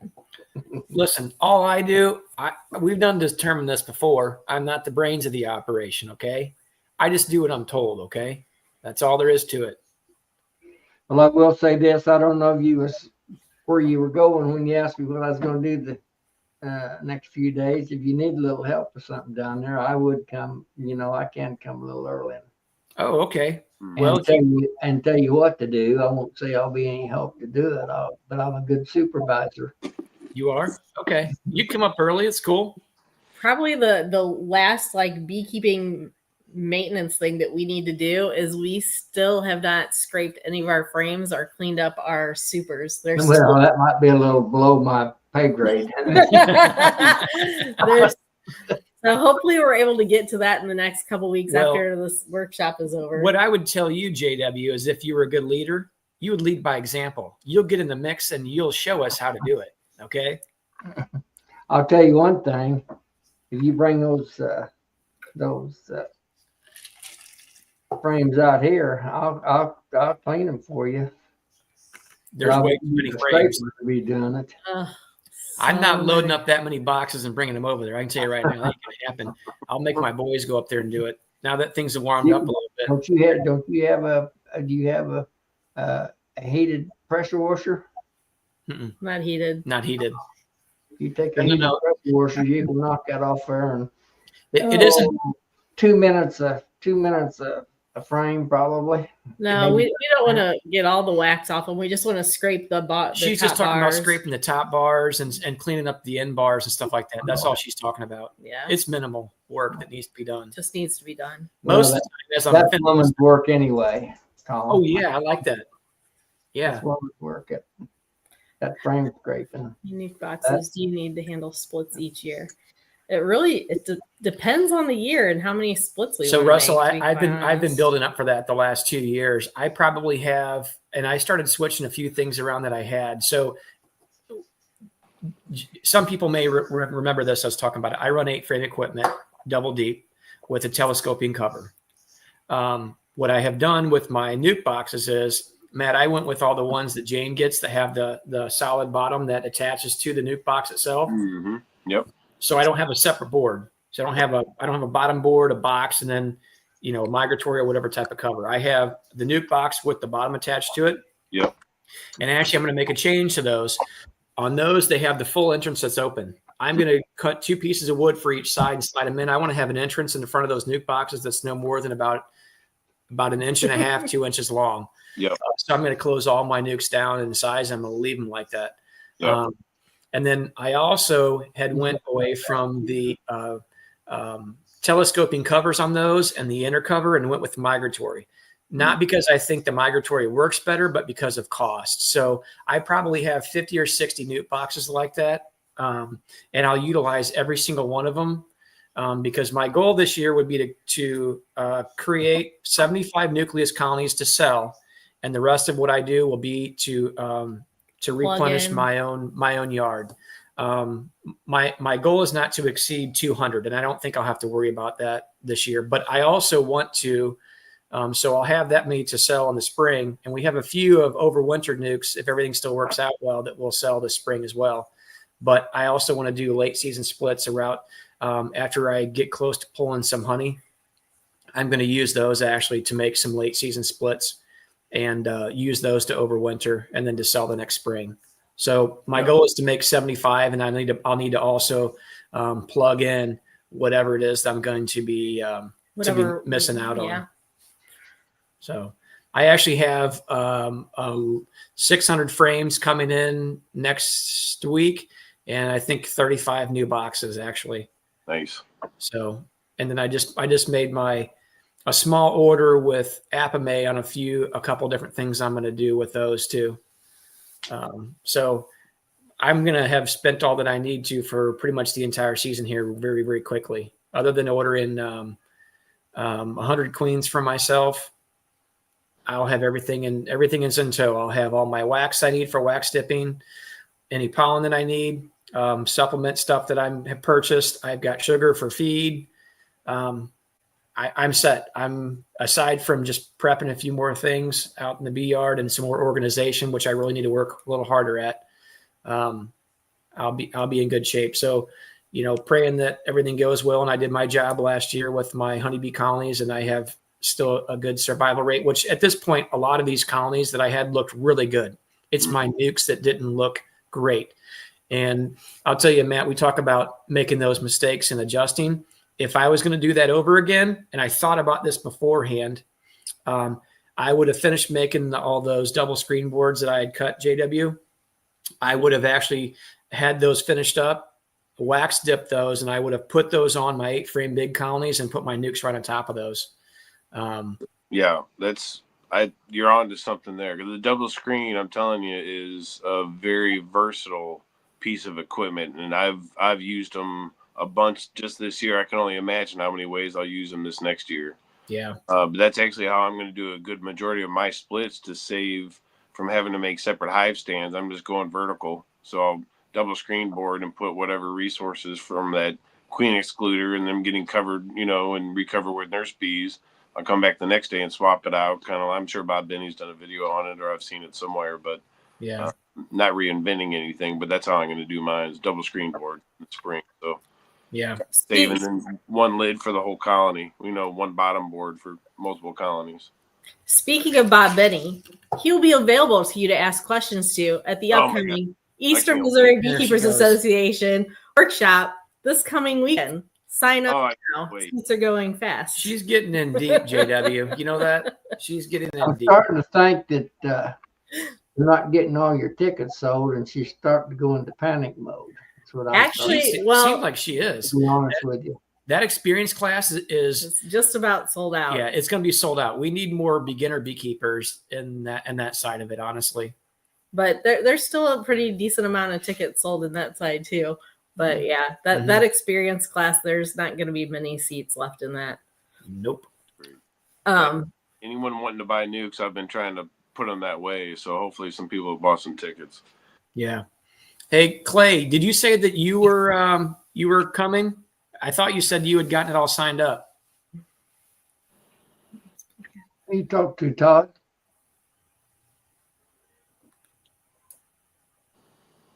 He said something about that the other day. Todd got on there and talked about some of the guys out there in California, how they're having experience. I'm hearing that all over the country. Yeah, I've been seeing I've got a zero loss, with everybody else in the country claiming that they're way above their average. But you better get on it, Ricky. First time in ever that I've ever had zero losses this time of year, Yeah. So, but I'm actually, I may not get them all through the spring, but I actually got out of the 34 here at the house and the 20 out yard, and I'm 100%. So. Yeah, that's great.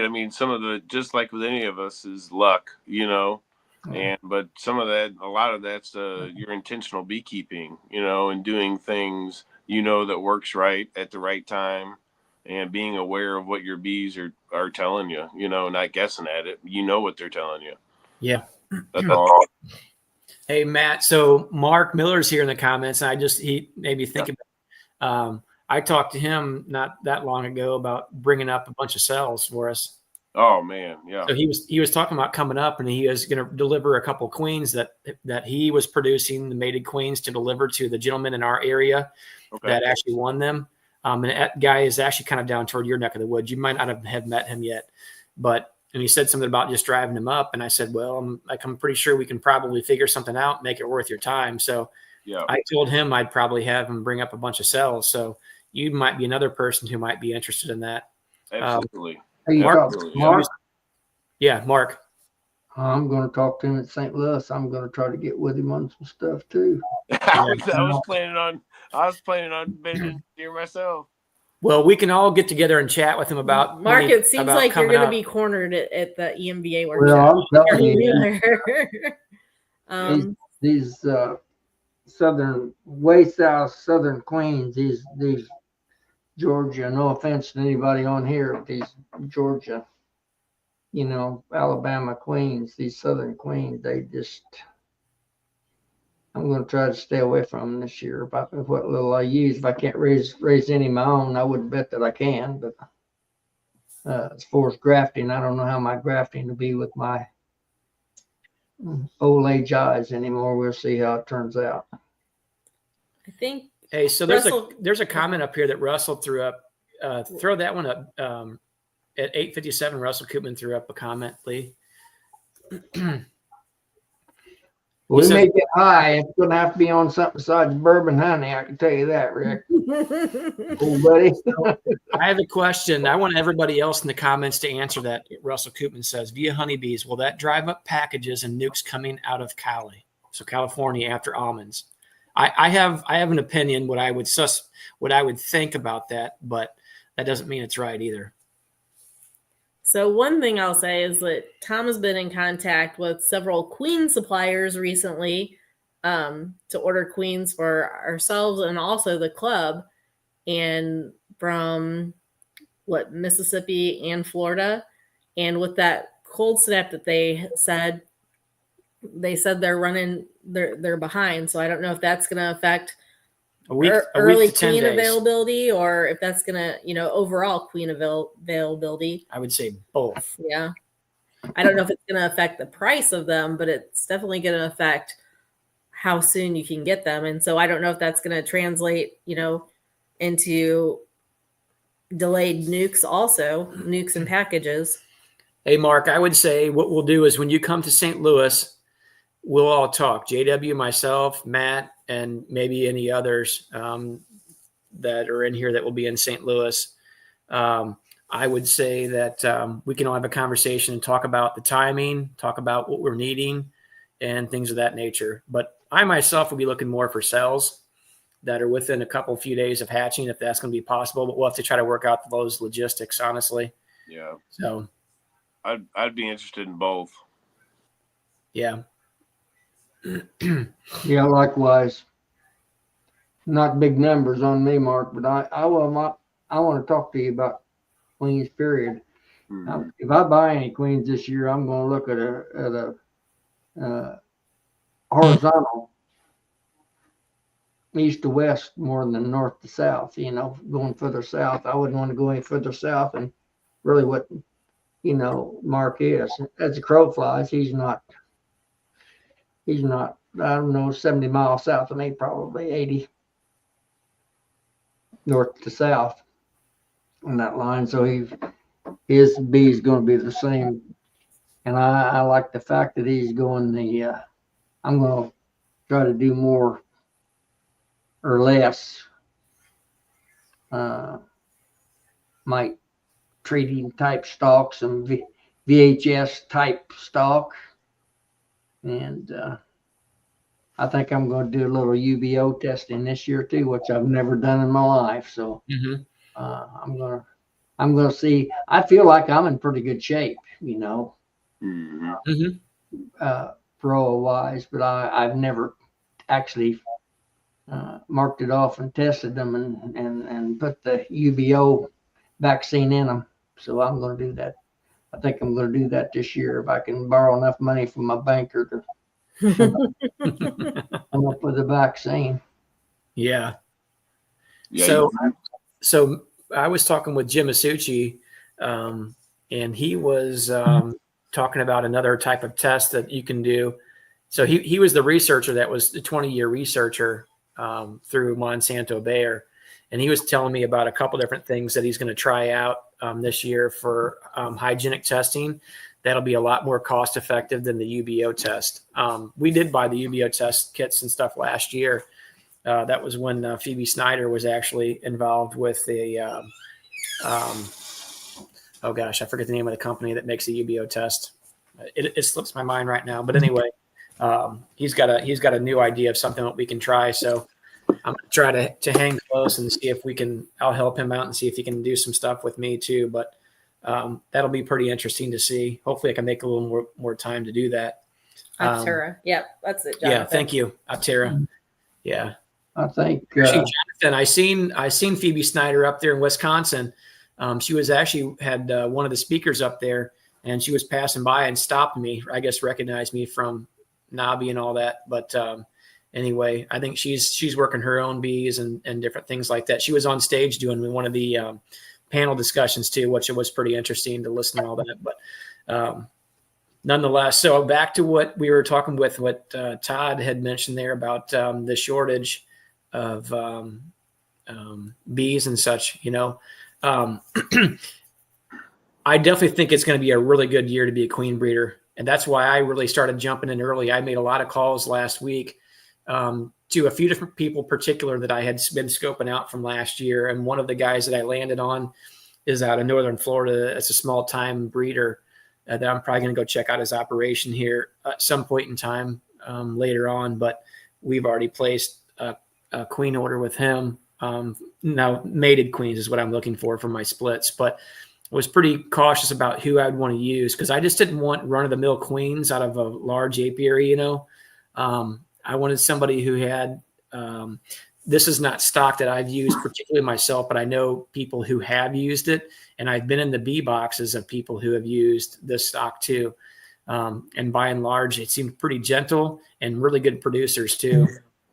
But I'm anxious to try these out. But the other guy I was trying to get in touch with, who probably a lot of people here actually know, because this cold snap down there in the South was setting him back, he couldn't guarantee me the date that I wanted those queens, those mated queens.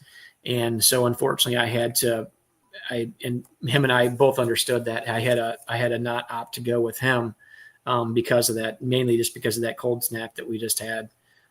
Those guys down south in those southern states were experiencing some of the similar colds that we were having, not the duration, but which means some of that stuff's not going to be as ready as it once should have been. But I would say too, when a lot of stuff leaves almonds, though, a lot of those colonies are sold straight out of almonds too. They sell them off once almonds is done. A lot of those commercial guys, I shouldn't say a lot. Some commercial guys, depending on their contracts they have, may sell off a lot of those colonies because they don't need that many anymore, so they'll get rid of them. I'm just curious of what that'll look like if that poses any differences in there, because people could buy those colonies up and shake packages out of them, build nucs out of those too. But I would say for queens, I think it's going to be a little bit short this year. But I'm curious to know the bee scene, how that turns out. Michael Buck, what for the entrance hole? You said top, bottom, or top? Are you talking about on nucleus colonies, or what? What are you entrance hole for? What the robbing station thing, or a nuke box, or? But typically the entrance is on the front. I don't know if I missed something somewhere.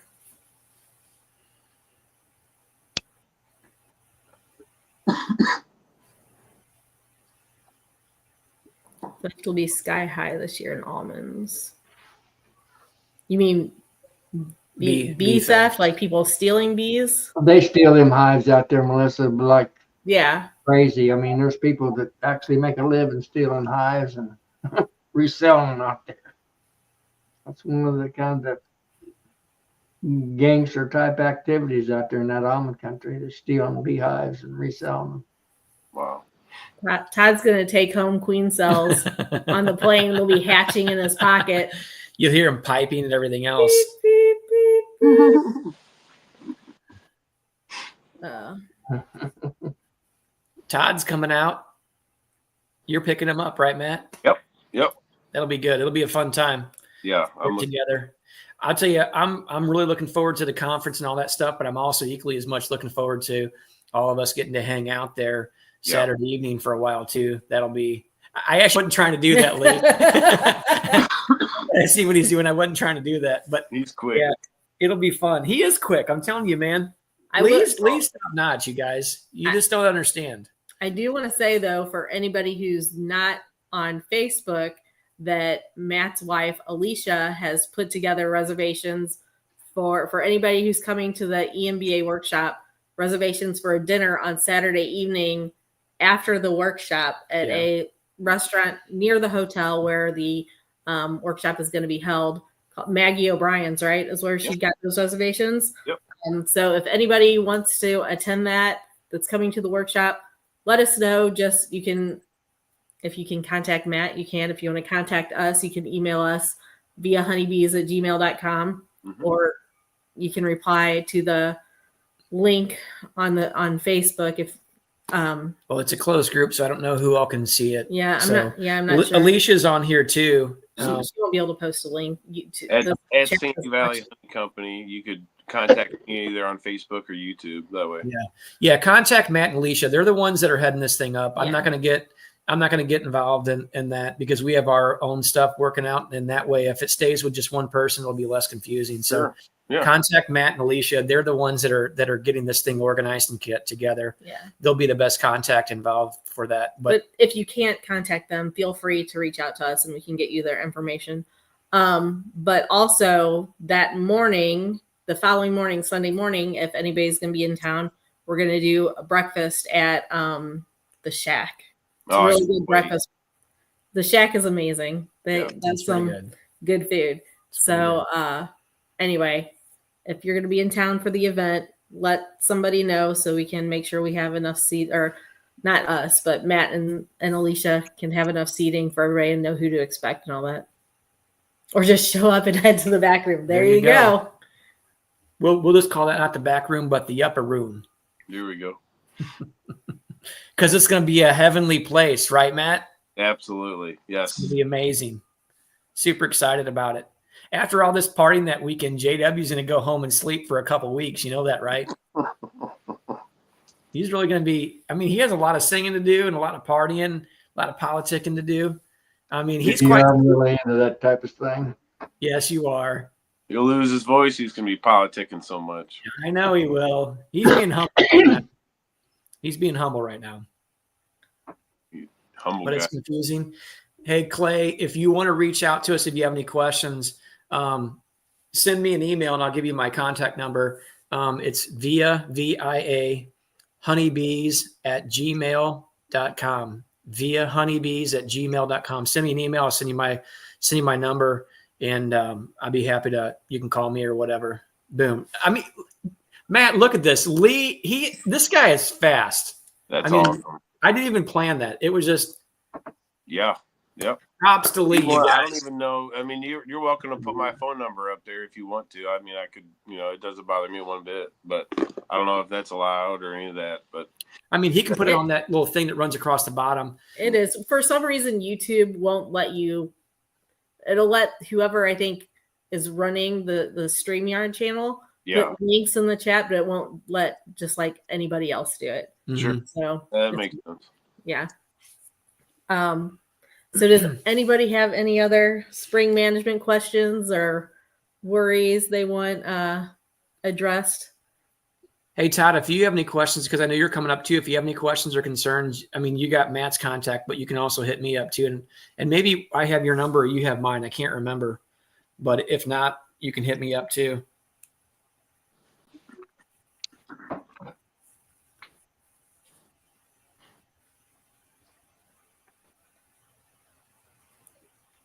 I'm almost there.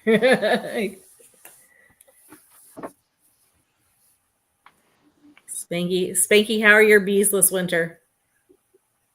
Some of them were flying the other day, so I know that they're not all gone, It's hard to know when they ain't doing that. No, What's your question, Alicia?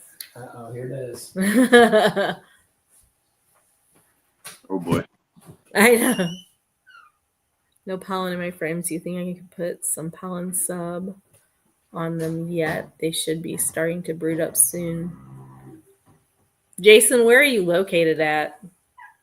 I honestly, I still wouldn't put any pollen on them until you start seeing natural pollen, just because you don't want that queen to start laying up a good sized cluster, and then you get a harsh freeze, and those bees aren't going to leave that brood nest. And if the food isn't right there by that brood nest, your bees are all going to starve because there's no food right there. So I honestly, in my opinion, where we are anyway, which is St. Louis area, I would be worried about if you start feeding pollen patties, that queen's going to start laying and make that brood nest. And like I said, if there's no food there, Yeah, you're stuck there. You get a freeze and starve out.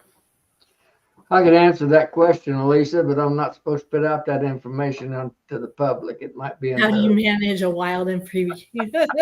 You can't do that. It's impossible. Nope, it's impossible. They'll want. I bet you can. I can. You talk to me in private. I can tell you how to control him. Hey, listen. You're going to get kicked out of the E-Man Woman Hitters. He's castrated more than one ball, so I'm not going to. I'm gonna. I'll tell you how you can control him, Alicia. I can't put it out here in public for the world to know, but I can. Hey, Matt, he's going to get kicked out of the club, isn't he? I know, just like that. It won't take him long. You're going to come up here, fella, and you're going to get kneecapped. You keep doing that. Clay got it figured out. He's on his way. Nice. Awesome. About that black eye. Whoa. I'm just Clay, not listening. is Clay coming to Nobby or the St. Louis? Yep. Yeah, Bunner? Yeah, Well, good deal, buddy. We'll to talk to you when you get here. Mark's be there. Clay be there now. Speaking of Clay. Philip coming, right? Right, Philip? Dad will be there. Philip's driving up or flying up, one of the two. Heck yeah. Todd will be here. Let's see. Who else is in here? Did you say Mark Miller? I finally get to meet Ricky. I'm Ricky. Maybe we can talk Lee into it, huh, Matt? Yeah, I think Lee can manage that. We have some Elephant Rocks would be a great little rock climbing down that there. Would be There perfect. Oh yeah, I forgot about Elephant Elephant Rocks would be there. perfect. Granite Yep. boulders plenty. There you Heck go, Lee. yeah. No more excuses. You make a rock climbing trip out of it too. Elephant Rock State Park. Jonathan, you're coming too, right? I thought you said you were going to try. I thought you were maybe coming up. I thought you said that you had was able to work it out. Joey is picking me up in the RV. Heck yeah. Now this is a party, folks. This is a party right here. Oh, confirm that, please, Philip. Yes, Jonathan will be there. Hey, I'm telling you, that RV of Joey's is pretty comfy, isn't it, JW? That's not an RV. That's a house on wheels. It's a house on wheels. It's a travel trailer. Mobile home. It's comfy. It was a comfy spot. Well, it seems pretty recreational to me, and it's a vehicle. That's right. Has a title, right? Wheels. My RVs are a shelter half and a little propane burner for cook on. Hey, Matt, if he's staying in the RV, we'll sneak up there one night and start rocking that thing on him, really get him seasick, you know? He thought that Bigfoot came back around at that. Yep. Yeah, there's Mike. Hey, I got to see Mike and Travis this weekend too. We chatted for a little while. It was good talk, good time. Nice. Yeah, we met Mike at the party there. Yep, that's right. Yeah, I got to talk to him a little bit then too. Yeah. Mike really donated some really cool stuff for the EMBA thing too. So appreciate that, Mike and Travis, both of you guys, man. So did there were several people on the chat. Yep, we got a lot of cool bags Bill from them. from Shenandoah donated some stuff to the EMBA. It should be here tomorrow. Yep, got cool stuff from them coming too. Really appreciate all those guys, all those vendors who really reached out to us and able to make things happen. The guys from Hidden Hollow sent us some stuff. Hidden Hollow fellas. Yep. Oh, really? Yeah. Oh yeah. Were they up in Wisconsin? Uh-huh. They were. So actually, you're over there close to Indiana and talk about heading over that way a couple times. I actually wouldn't mind driving over there and visiting their store sometime. Maybe on the way over, pick you up and we'll head over there or something. Yeah, they're up. It's up. They're north of 70, about 30 or 40 mile, I'd say, right after you cross into Indiana. Yeah. Like he's going to Indy. Oh, and Mike Mahar with 21st Bees, he's donated some of his new frames. Oh yeah. Actually, Matt, did you get in touch with Mike? Yeah, we saw him at the expo. Well, he contacted me the other day because I guess you won his frames in the raffle. Like $100 gift card. Yeah, he hadn't heard from you yet. So if you need his contact information, let us know, because if his frames are ready by Nobby, he wanted to bring them to you, but he needed to know what you wanted. Not Nobby. Gotcha. Not Nobby. Sorry, the EMBA. Huh. Hey, yeah, there he is. Man, on point. Hey, sorry, Travis. I mistake the Mike's Bees. I know you're Mike's Bees, home of Easyox. I knew that was you. And then your dad is the Mike's Bees, I think. Just Mike's Bees, I think it was. Mm-hmm. So, yeah. Hey, I really appreciate chatting with you guys this weekend. And we really had a great time just hanging out and just chatting and all that good stuff. So those guys will have a presence there at the workshop too, in a big way. Clay, there's an event posted, I think, in the No Life Beekeepers chat on Facebook. If not, like Alicia said, you can just show up. Oh yeah, if Clay wants to tell me he's going, I'll just keep, he's going, no problem. Yeah. There's not a cost to that involved. Tom almost spilled stuff. Is that besides whatever food you order? Correct, Matt? Sorry. Yes, correct. Oh, well, maybe Matt's paying. I don't know. Oh yeah, never mind, Yeah, Matt. I mean, I had planned on it. I got to check with the boss, So Heck yeah. She's gonna shut oh wait, you down. she's not there. Yeah. She's gonna take your credit card away. Cool, Clay. I see it. No problem, buddy. We'll see you there. Paul's got a I question. tell you guys, Paul down there, I tell you guys that sunshine follows me wherever I go. Just ask Joey how the sunshine popped out down there and warmed up. He and Horshaw over there, heck, they hadn't had any sunshine for a month, and I show up, perfect weather. And as soon as he left, he got all that snow. Yeah. DC, I'm not sure what hat you're talking about. I might have missed something though. Oh, what, Paul, on me? That's Satsumi's. And I had those yards. That was Philip's hat. Oh, okay, yeah. Hey, DC had a comment up there at 918 too. A couple of them. Right underneath Travis's. Hey, all I gotta say is, DC, you're part of this family, man. Yeah, for sure. You know that, buddy? I see DC in like every chat that I go on. DC's in there just hammering down, just dropping, downloading his information in there and stuff. That's what this community is about. That little turkey's got comments. I'll go in there to see a comment, and I know if DC's watching, it's a good video because he'll have a comment on there, sharing the love. So I'm telling you what, awesome. That DC must have typing skills that are out of this world, because he can throw up like 16 comments, and I'm still trying to get the first word typed in, right? I mean, he's like just amazing on that thing. Philip was having everybody sign that hat at Nobby, DC, carrying it around with them. Oh, yeah, that's right. He did, didn't he? Yeah. That's what I was like, what hat? And then he said that Philip's hat. I'm like, oh, yeah. Clay, I'm not sure on my Facebook deal. I think I don't know if I've got it straightened out or not. I was going to put out that anybody that's on Facebook, I think they've hacked me. I've got some problem with my Facebook. If anybody, if I try to post something, which I posted something this week on Facebook, only half of it came up. I think I've got me a worm out there someplace. DC may actually be a chat bot. Well, he's a good one. I'm telling you, he contributes to the to all those. You know, It's my band. my band's fast. Pretty sure your fingers are equally as fast, DC. There's no doubt about that.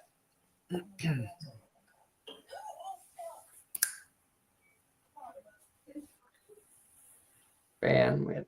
I don't know what that is, but I guess it is. Bandwidth. That's like whenever, you know, you go to a concert and how big the band is and how much they're jamming out. That's the bandwidth. That's the reason I didn't know that, because I don't go to that kiddie stuff. I save that all for my grandkids. They all keep the girls buying concert tickets for them. Taylor Swift and them kind of deals. Who else? Name some other names. I got to hear these. Who else besides Taylor Swift? What's that other kid? That young boy's name, a little blonde guy. He looks like he's about half.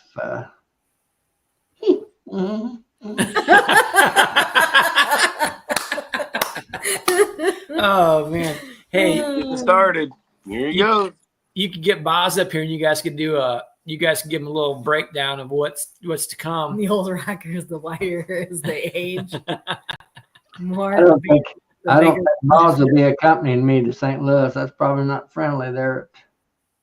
Yeah, I'm not sure about the hotel. I wouldn't know that answer, honestly. Yeah. I'm not sure. The more bandwidth, the bigger the mosh pit. That's right, Jonathan. Mm-hmm. Yeah, buddy. Those days are behind me. Yeah, that's what I was trying to say. Justin Bieber. That's the Justin Bieber. Gary Stewart pulled it out. Oh, it does say the hotel's pet friendly, JW. It is. That's what it says. So you can come.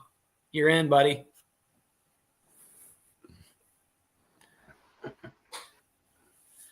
I just don't hope he's running around in there. He don't pee on somebody's leg or something. Yeah. Now I didn't say the workshop was pet friendly. He can't. I'm pretty sure you'll get me in trouble if you bring Boz in there to the workshop. I said the hotel was pet friendly. Mm-hmm. You could be your service dog. Yeah. Dress him up in a little. Bring donk and everything. That's right. Man, that would be classic. I'm telling you, boy, we'd have a video for that, wouldn't we, Matt? Leading donk through. Yeah, that would be One awesome. of these days I'll put some donk. I can actually jump when I had a heavier big pickup truck. Why? I put a wooden floor in it, an old donk could just jump right up in there. Like something. Yeah. He'd ride with nothing on the side of it, and just no sideboards or anything. He'd just jump up the pickup bed and we'd go down the road. That's awesome. Hey, Travis, I think that'd be great if next year you guys are here. We'll talk again really soon. Hopefully we'll be secured another spot within a couple of months of this workshop being over. We'll secure the new spot again. And it possibly could be the same location. I don't know, but we'll talk about getting you guys up here, and we'll get that nailed down. We'll get the weekend figured out that we're going to do it, and then the location, and start gathering our speakers, and then get that moved out pretty quickly. Give him time.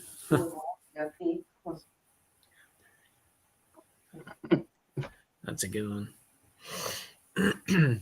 Well, what else you got on the agenda for tonight, lady? Well, Anything nothing. good? Well, I'm going to slightly address the issue that everybody was talking about earlier in the chat. And the reason we really haven't talked about it is because we don't want anybody bad-mouthing anybody or saying anything negative about anything, because that's not what this community is about. And this is Ricky's channel, and he's not here to monitor his channel this evening, besides from afar. So we didn't want it to turn into any type of, well, I think this, I think that. We just want to say that there's nothing nefarious going on. Lee posted the website because he wanted to be able to all the entire community, people who are on Facebook and aren't on Facebook, like himself and Philip and DC's one that's not on to Facebook. still be able to chat and have some sort of way to communicate with each other. That was the whole purpose of the website. It was never a money grab. It was never, he put that donate button up there because all of the memory that it was going to require, storage that was going to require, if people started posting a bunch of pictures and things like that, it was going to have an expense attached to it. A fairly large one too. Yeah. And he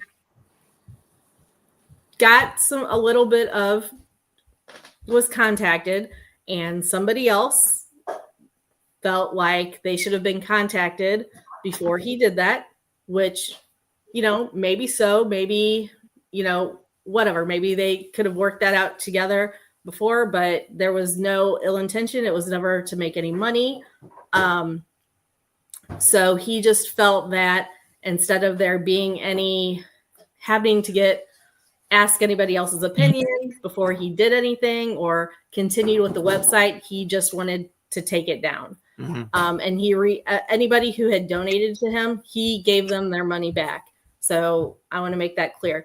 But at the same time, I don't want anybody thinking ill of the person who, was questioning whether or not that should have been made. I always felt, this is my own personal feeling, that the No Life Beekeepers Facebook page, although I was always under the impression that it started with Lee and Bob. I don't know whose channel the chat came on, that name came up. I know Bob started using No Life Beekeepers as his YouTube channel, live title, whatever you want to call it. And that's fine. If he wants that, that's great. Whatever. I had no negative things to Bob. I hope he does well with his channel.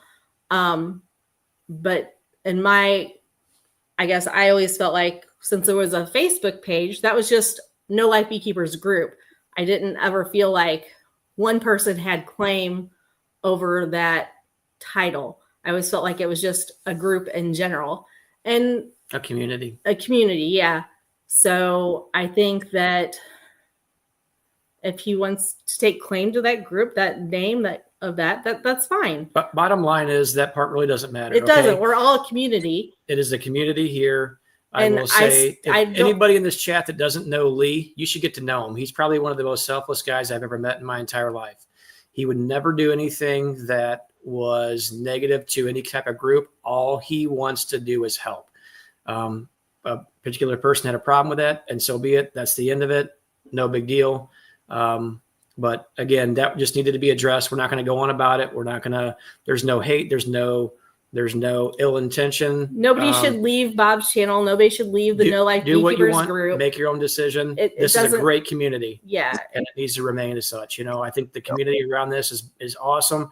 I love it. I'll be the first to tell you I hate drama. Even though I like stirring it up with Melissa, I love doing that. And I like stirring it up with this guy down here below me. That part's fun. But I honestly feel more than anything, it was just miscommunication. And maybe some feelings got hurt along the way of that miscommunication. And that happens. None of us, well, most of us are not right next to each other that we can just go visit with each other and have a conversation. And things get so lost in translation when you send emails or when you send texts, or even in a phone conversation, things can get lost in translation or whatnot. So there's no ill feelings about anything, but I think going forward, we're just gonna, if we do something, we might just make a different group name to do it under. That way, nobody feels like we're roping them into something they may not want to be a part of. Right. Basically. So there's no ill feelings against anybody. I don't want anybody to think bad about anybody else. And we all just need to get along and be glad that we're all part of this amazing community of beekeepers. Yep. We have a great group here. It'll remain as such. Anyway, that part's done. We're all good. So now to get on with springtime, right? Yep. It's Go coming. through winter, finish this up, get on with spring, and we're all going to be too busy to even think about stuff like this. And as Gary mentioned, there is a big bee convention coming up Oh my gosh. There is. this Saturday in St. Louis. Do not miss it. It is It's- going to be amazing. Natalie Summers, Bob Binney, Corey Stevens, Earl Hoffman, Jim Masucci. There'll be a honey show, honey judge training class. If you're gonna politic, you need to get the day right. It's not this Saturday. This Saturday is 2 days away. Oh my It will gosh. not be this Saturday. Sorry. It is next weekend. Next Saturday. I'm so excited. I'm so excited. I can't even get the date straight. We will have amazing vendors. Nature's Image Farm will be there. Blue Ridge Honey. JW Soapstone. Hilco will be there. Michael Mahar with 21st Bees.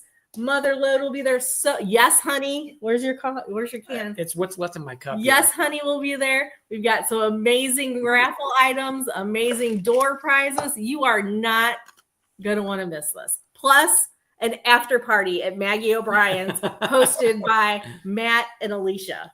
No, Well, I mean, Matt and Sandy. Matt and Sandy. Matt and Sandy. I'm gonna call Alicia Who Sandy from is now going to on. want to There miss you go. this Yeah, yeah. amazing time? Hey, Matt, will she give me a black eye too? Because I don't have two black No. eyes. She won't hit you. Just you. Probably. Maybe. Mark Miller is going to be picking up a new extractor. That's right. Actually, one of the raffle prizes there will be an extractor donated by Hilco. Yeah, there's actually 2 extractors being donated. One from Hilco. Easy Ox will be there in spirit. Easy Ox donated some Yep. stuff for the raffle. They will be there.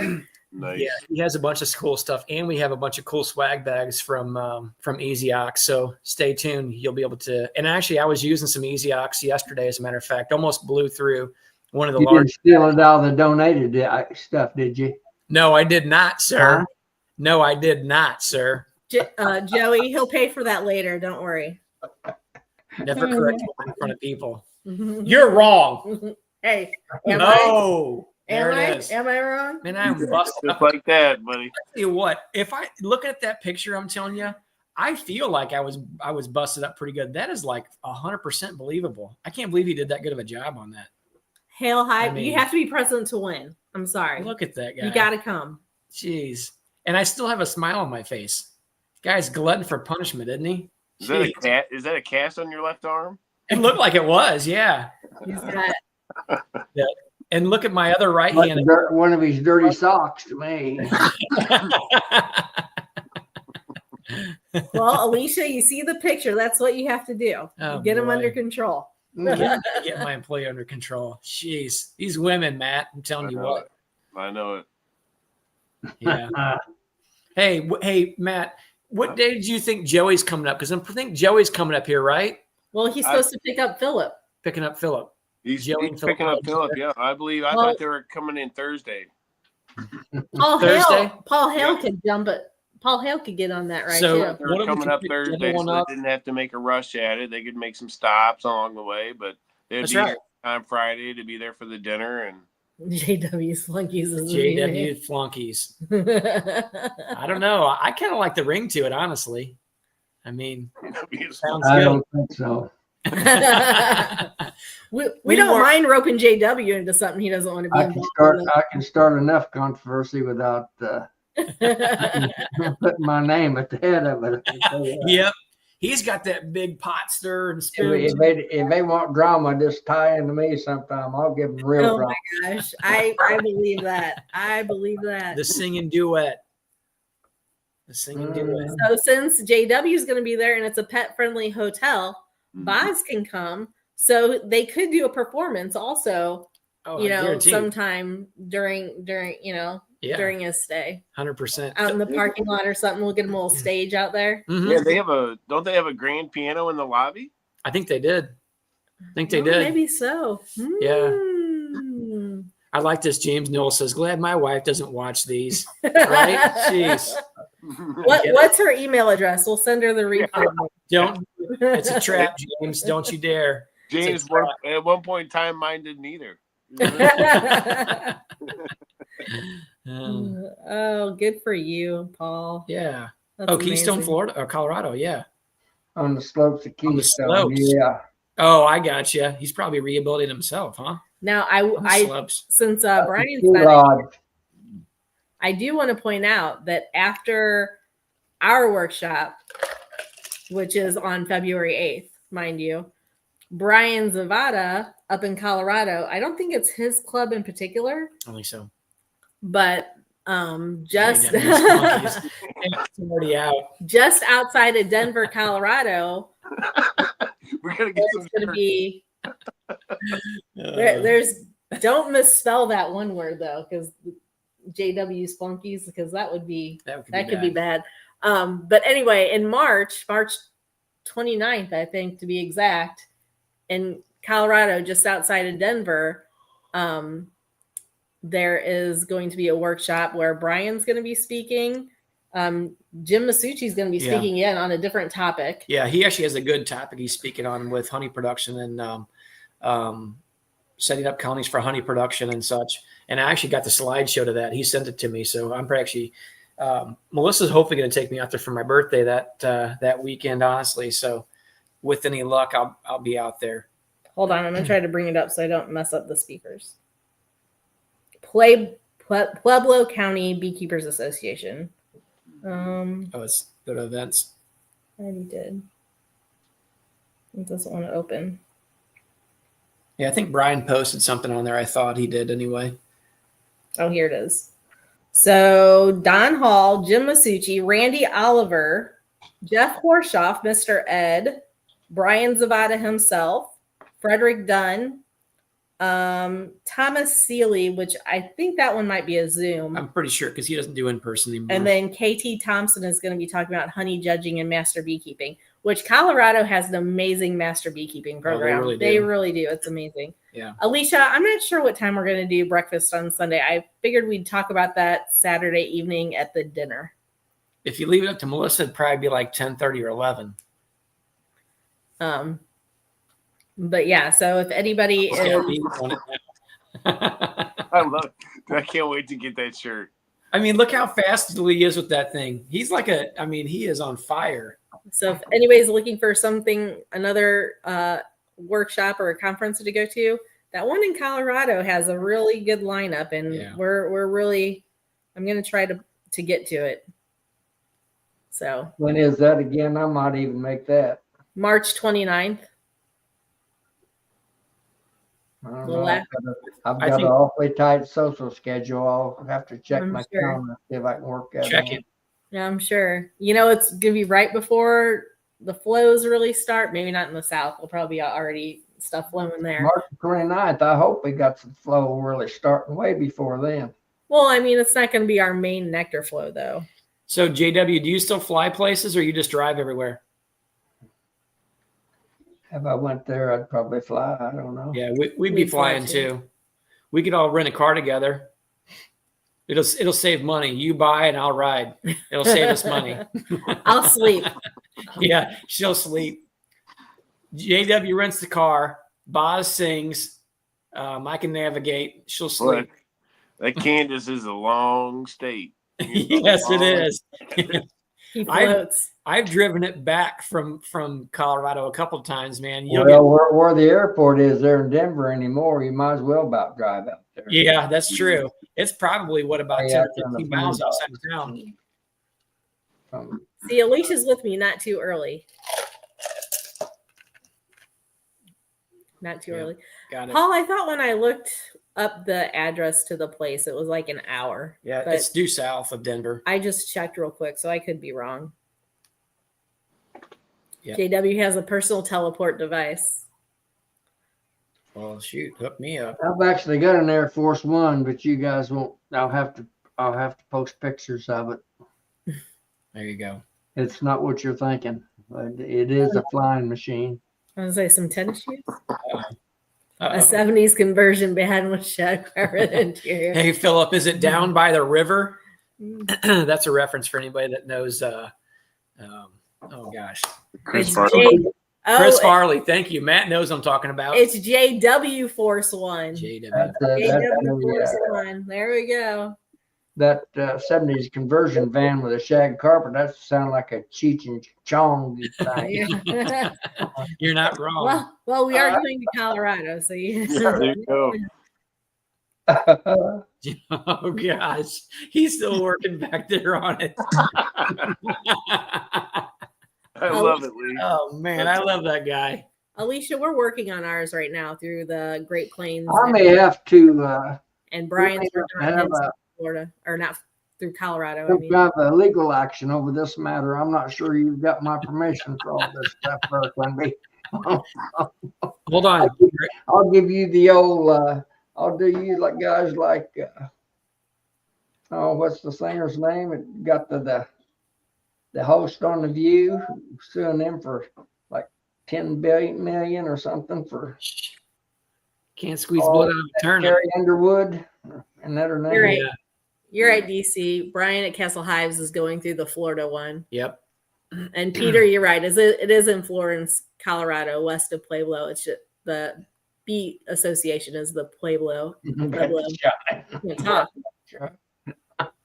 Hey, let's see, Peter, you're out there. Mark, I hope that shine's better than that bourbon honey. Oh man, get the van. I'll bring the shine. So I have a question for John too. John Westcliff, I know you're out that way. Would you be going to that conference yourself? And then also Peter, because you're out there too in Colorado. Would you be going? Just curious. If you don't want to answer, you don't have to, but hit me up in the message or something. I'd be curious to know if you guys would be out there too. Apple pie. I've been that apple pie route, Mark. Oh, cool. John will be there. Melissa will have to sign me up then, I guess, huh? It could be a good time. We could take this whole deal out west. Making flunkies great again. Oh, gosh. Woo. This thing's snowballing quickly. Mm-mm. Well, hey, look, guys, we've been on here a little over 2 hours, 11 minutes, what have you. You know, this old beautiful face doesn't keep itself without sleep. You know what I mean? Thank you, Jason, for volunteering to work the desk, the registration table. Oh, nice.